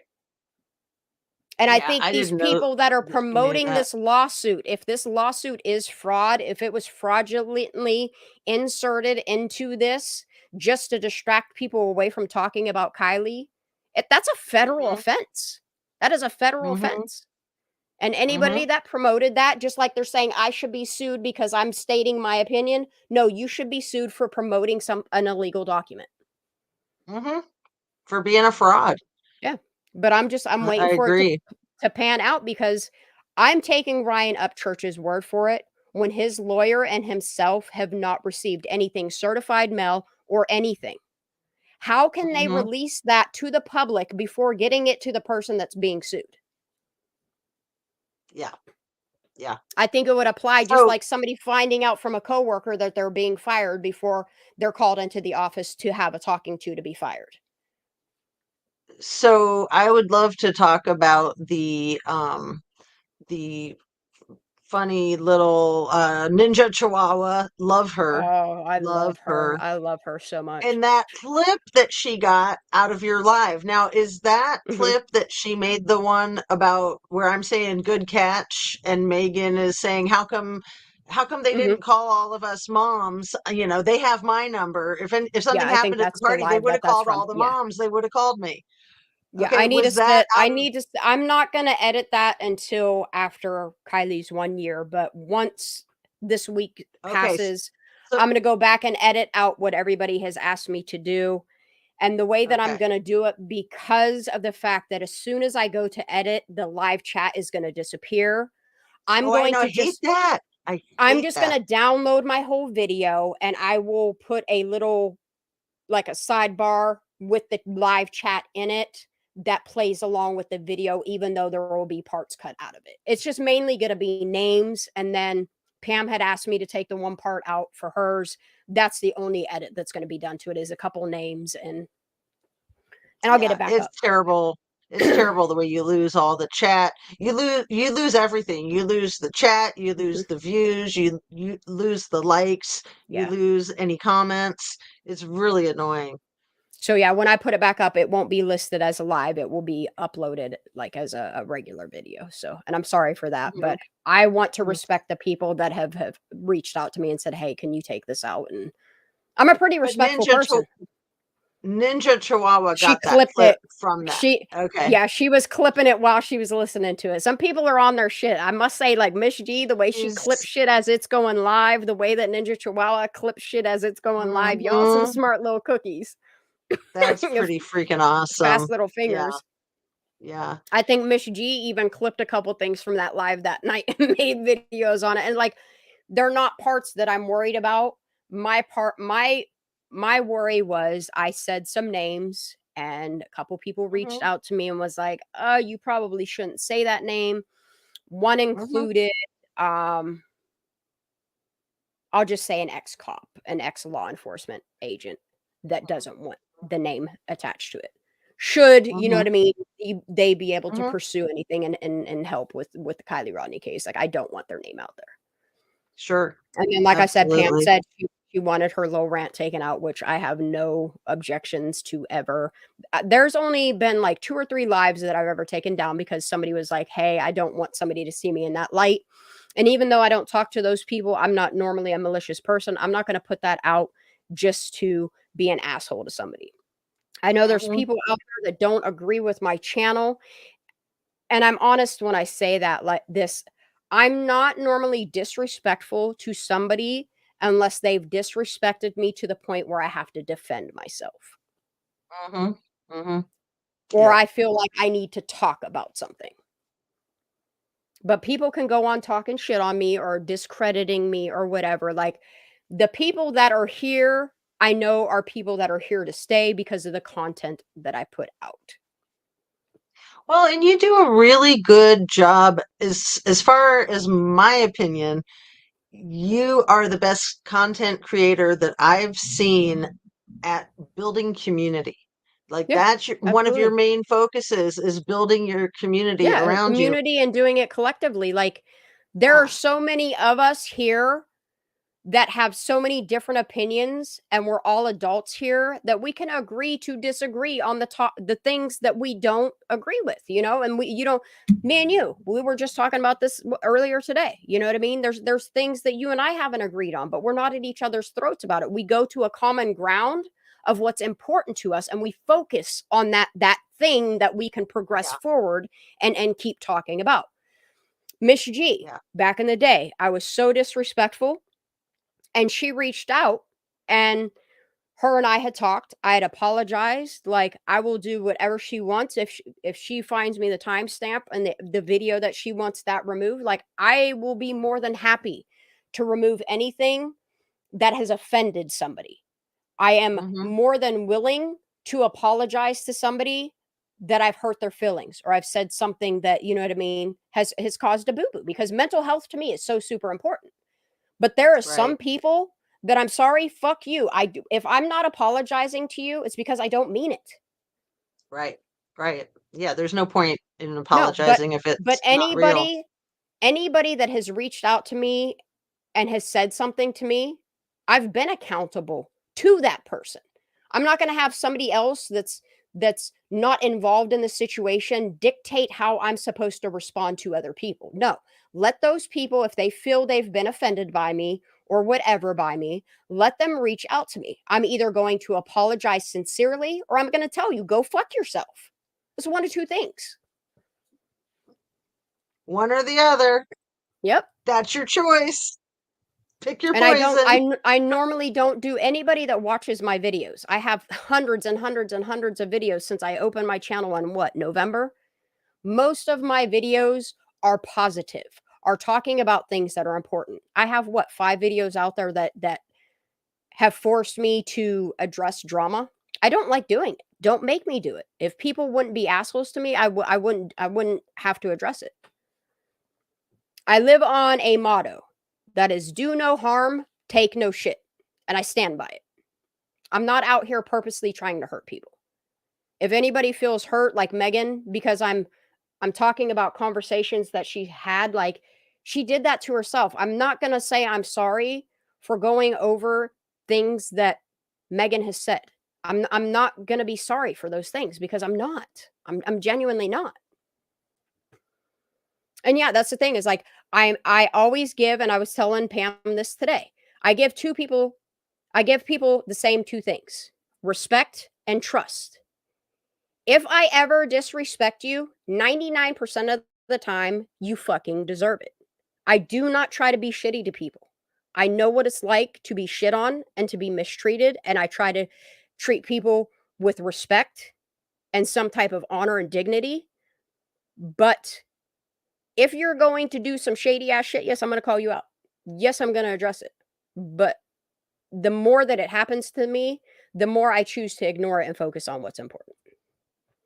That's what I do. Oh, thank you, Anna. I'm on a full screen. It is true, Miss G. Absolutely. Like, I'm here to bring people together, to create a collective, to make a movement. Oh, she got her back up. Look, she up on here real quick. I'm back. But yeah, like, overall, your YouTube. You got an echo. Is that all good? Mm-hmm. Overall, I try to be a positive person. I try to spread positivity and love and light and be respectful to people. Mm-hmm. And if people don't like me, it's truly not my problem. Click off, unsubscribe, and move along. Go find what resonates with you. And, I made a little 2-minute video today about that thing about not taking stuff personal, that somebody's thing, whatever it is, it's all about themselves. Whatever it is that we're doing is all about I, me, my. And we project these things onto each other, and it has nothing to do with the other person. No matter what. It doesn't matter if you're married to this person, if you're, family member, if you're best friends, if you're arch enemies, it doesn't matter. Yeah. Their shit has nothing to do with you. Your shit has nothing to do with them. And I find it so freeing to not need anyone's approval. I don't need anybody's approval. I love not needing anybody's approval. That's the thing. It's like we have this validation culture going on where people feel like they have to be validated by somebody else, and like I hear myself. It's okay. I hear myself. It's okay. The one thing that I want people to understand is you are whole by yourself. Mhm. You are. You are. Mhm. And until you find Self-acceptance. Yes. It's all Self-acceptance. internal. Yes, it's all internal. Yes. Yeah. Yeah. Having everybody around you love you and approve of you is absolutely meaningless if you're not Thank you. able to just do that within yourself for yourself. And it's really sad people who don't have that in their constitution, because that's something that is built in at a very young age, literally like before you're 2 years old. Yeah. It's just it's the trusting the world to meet your needs. Trust versus mistrust. If you don't have a good stable caregiver when you're 0 to 2, and you don't know if you're going to get taken care of and fed and entertained and loved and all that stuff, I will literally, that's where it comes from. I will nurture somebody and I will let people use me until I start feeling manipulated. When I start feeling like that, retract. And that's when people manipulate. People manipulate the world because they don't trust that they're going to get their needs met. If they just say, hey, I need this. This is what I want. This is what I need. Can you do this? How do I get this? And it's healthy to have healthy boundaries. Right. But So trying healthy. to trick people into doing what you want them to do. And that's the foundation of personality disorders right there, is that manipulation. Mm-hmm. And there's a lot of it's going on YouTube. It's tragic. It's very sad. You know, I mean, I don't want to tear up anybody, even I know even there's an echo, MC. y'all. I can't help that. I can't help that. Even though MC has torn me up, I don't want to tear her up. I don't want to tear up anybody. But you take somebody like her that has done nothing but try to control people. Like, she thinks she can come out on YouTube and control what people are saying and thinking. You can't dictate when when you hear her talk and she's like, I'm gonna make every single one of you apologize to Sammy. It's like, you can't make anybody do anything. That's crazy. That is insane. That is the definition of insane. Yeah. Insanity is doing the same things over and over and over again and expecting different results. Right. Right. Well, and we try to control other people when we don't feel like we have the control in our own lives, when we can't control ourselves. Yeah. No, I let people show me their true characters. I let them be themselves genuinely. It's when I decide that I have boundaries and that I'm not going to do that behavior anymore. Yeah. Yeah. And you know, I don't want to be like on my high horse. I mean, I am no angel. I screw up. I do bad things. I say bad things. I do bad things. We're human. You know, I learn. I make mistakes and I learn. And that's all we can hope for. But that's the thing, that's all is we you can have do. two choices. You have two choices. Is to grow or stay stagnant. I'm never staying stagnant. There's that movie. Which movie is it? Is it like Rocket Boy or something? It's that cartoon with Nicolas Cage. He plays the dad. I think that's right. And the kids, they grow up in the orphanage, and there's that dilemma. Do I move forward or do I stay back? Like what you just said. Yeah, and it's I can't. funny because he's the villain, and he's like, you know, hold on to the hatred or let go of it and move forward. And he's like, oh, definitely hold on to the hatred. Definitely. Well, the one thing that I learned in my journey through depression, and most people don't even know that about me. Is I've suffered from depression since I was 13 years old, diagnosed at 13, 17, and 23.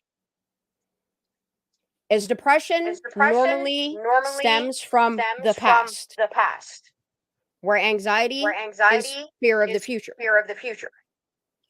I had never thought about it like that, girl. Seriously. Yeah. I mean, depression and anxiety go hand in hand. Mm-hmm. Yes, they do. Yes, they do. Yes, they do. Yes, they do. But I've never thought of it as the future and the past like that. That's pretty cool. I like that. Mm-hmm. I mean, I did 15 years, and that's what everybody's like, oh, she needs a psychologist. And it's like, no, honey, 15 years. And anytime I need a psychologist, I go see one. Mental health is so super important. Spiritual and mental health are number one. Yeah. Yeah. Absolutely. Bless that. Well, and just our own traumas, we can so easily get triggered in any setting, but especially with this true crime stuff, this, trauma laden stories. If we don't realize we're getting triggered and we're just acting out and reacting, that's so destructive for ourselves. It's super important to know your triggers. Mm-hmm. And when somebody is triggering you, it is 100% okay to cut that person off. Yeah.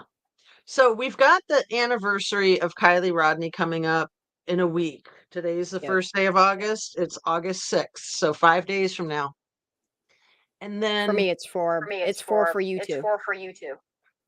And then exactly a week after that is the anniversary, the 5-year anniversary of Shanann Watts and her her fetus and her 2 adorable little girls. That story is just tragic, dude.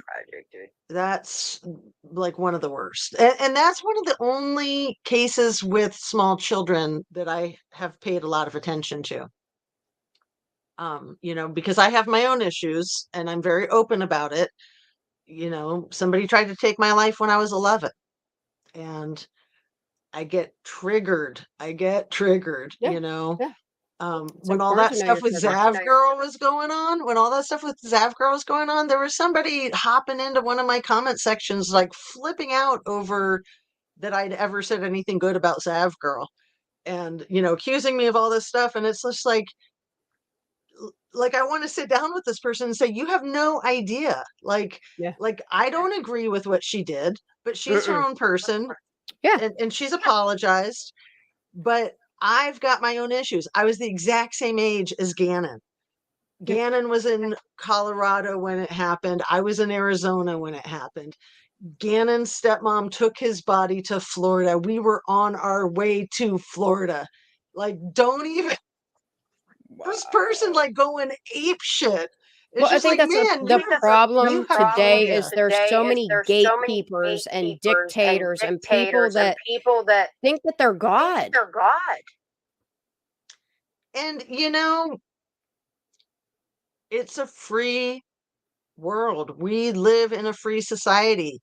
Our country has more freedoms than any other country that I know of. Accountability is super important. And we can't try to control other people. That's fascism. That's just not. Oh, there we go. I mean, it just goes against everything. I still get upset about Shanann, Bella, Cece, and Nico. Oh my goodness, it's disgusting, isn't it? Yeah, Chad Dorman, the dude that executed his 3 babies. Yeah, that's in my freaking state, man. That guy, heinous. Like, why can't we talk about putting him in front of a firing squad? All these people that want to keep talking about putting Koberger, executing him. It's just like, how about Chad Dorman, who did this to his children in front of what was the girl, 13, his stepdaughter? Yeah, the one that ran for help at the firehouse. In front of the mom. Unbelievable. In front of the neighbors. I mean, he traumatized everybody. One discussion Phoenix and I have every single day is I tell him every day how much I love him, and I just don't understand how people hurt their babies. Ugh. I don't get it. I'll never understand it. It's evil. That guy is evil. Our children should be protected and feel safe. Yeah. Mm. Me too, Aaron. Me too, Aaron. Me too. Me too. Me too. Look, if we brought eye to eye, you would see the crime rate drop. But our Fed needs a prison system. They make money off of people being in jail. Mm-hmm. Mm-hmm. They do. Blah. Well, I've said that I feel like I can say things on other channels, like when I'm on panel, that I don't want to share on my own channel. Mhm. And one of those things that's really big that I will share is the person that tried to take me out was my own father, my biological father. So these people like Chris Watts and that MF Chad, That's why you're drawn to cases. I get these people. And this was my own biological father. And I've had years of therapy. It's why I became a therapist. Mhm.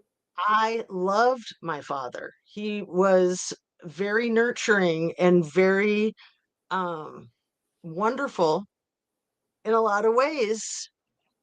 And then that. And it's there's really still the hard to trauma. reconcile that shit. Yeah. Well, and he had his own crazy abuse when he was a kid, obviously. I mean, who the hell does that? And I've cut off from him. I have no contact with him because he's dangerous and crazy. But yeah, I mean, Oh, my sinuses. the thing is like I don't even hold that against him. I just know that I can't have any contact with him. It's not safe. Cranny, I love you. Physical, mental, emotional, it's just not safe. But I understand that man has his own set of issues, because nobody in their right mind is going to do something like that. Trauma normally stems from trauma. You know what I mean? The saying "hurt people hurt people" is true. It's true. Mm-hmm. It's true. Yeah. Well, and there's often the financial motive, like with Chris Watts. I don't know how into that case you've gotten, Shan. Oh, Chris but Watts, yes. So are you familiar with the concept of that he probably was going to be trying to get money from Anadarko for these people blowing up on the property?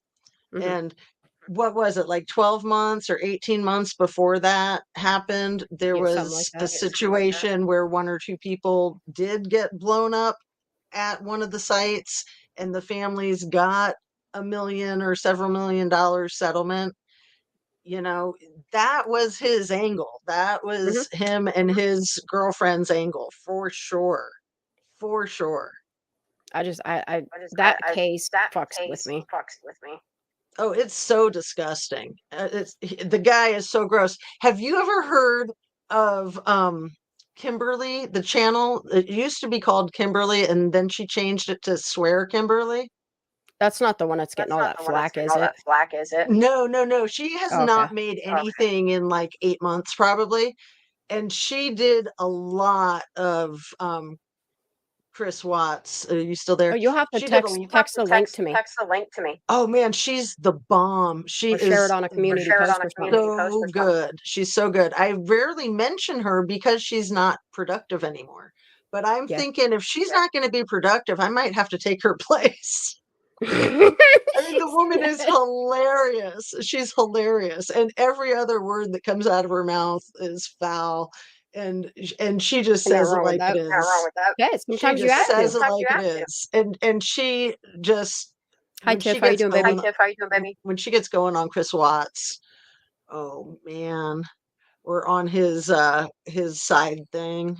Ugh. But that's why I like that Kelly from What's His Obsession covers it like she does and never stops talking about it. Yeah. And same with Armchair Detective. Yep. Yeah. That's another one. Mm-hmm. And yeah, it's like nobody wants to hurt these families. I don't like to ask questions that might seem accusatory, but honestly, we have to ask ourselves if these people have been paid off, if that's why they try to get people like Armchair Detective to shut up. You know, Makes you wonder. I mean, Makes you wonder. Makes you wonder. Because people do pay people off. And You see it everywhere. Just yesterday, one of my mods was Googling the Watts case on Wikipedia, and it said the name of the oil company where it happened that Watts worked for was called American Oil. Wow. What? Is there even a company called American Oil? It was Anadarko, and Anadarko was bought by Exxon, I think. It was a multi-billion-dollar merger that was in the process of going through. This is why they settled that case so quickly. This is why they tried to just let Chris own all of the guilt, was because it was bad enough that they had one employee and that it happened on their facility, but 2 employees, possibly more. There were those other employees, you know, like with the fire stick and stuff, the ones that were there. There were Well, that's why I'm a possibly firm more. believer that I think all parties should be held accountable, not just the one in the limelight. Right, but this is how cases get shut down to protect money, the corporation, to protect the big money. So they were going through this multi-billion-dollar merger when this happened, and immediately they lost millions of dollars. The price dropped, and then they were able to wrap this case up in 72 hours. 72 hours. And remember, Chris Watts kept asking, if I confess, will that stop the investigation? And they said yes. And that's not true. They could have said yes just to get him to confess and then still done their job. It absolutely doesn't stop the investigation. Like, what the fuck are you talking about? That's the craziest shit I've ever heard in my life. You still have to. I have so many problems with Kylie Rodney's case. How the investigation just kind of. Anybody who's going to unalive their whole family is going to tell you the truth. What? Like, come on. None of his 3 different versions of what happened. And just the whole thing with, like, they were unalive and then they came back alive. Like, that man is so freaking delusional. He can't make up his mind, because he tried to say that they were alive at Survey 319, I think is what it's called, if I'm remembering right. They weren't alive at Survey 319. Come on. I mean, look from the jump when he was being questioned by the police and how he was responding, you know? Reminds me of Sammy Smith. Oh, totally. And just constantly changing the story. Constantly. And I don't think any of the 3 versions are even close to what happened. The story. Yeah. Yeah. I mean, my opinion is that those 2 little girls were probably gone before Shanann got home. And that she was most definitely a blitz attack right there as soon as she opened that freaking door. There's no way the whole story about her being in bed and them making love and no, that's weird as hell. And him telling her that that he was having an affair, and then her crying. Are you still there? My screen went black. Screen went black. Yep. That's You're frozen. weird, I guess. You're frozen. That's right. I'm gonna hop off here anyway. I'm 3 hours in. I went an hour over my time for tonight. Oh no. So yeah. Coming up on the anniversary of both of these giant, horrible, tragic cases. And and then that whole thing with MC getting so bent out of shape about somebody comparing Sammy to Watts when they both had that whole Duper's Delight going. I still want to know why she was so fucking invested in it. If her kids weren't at that party, why did she do all that? They were there. I don't know if it was her or her kids, but there's a reason behind why she did what she did. Oh yeah, and she's still doing what she's doing. I mean, that's fine. It's my suspicion.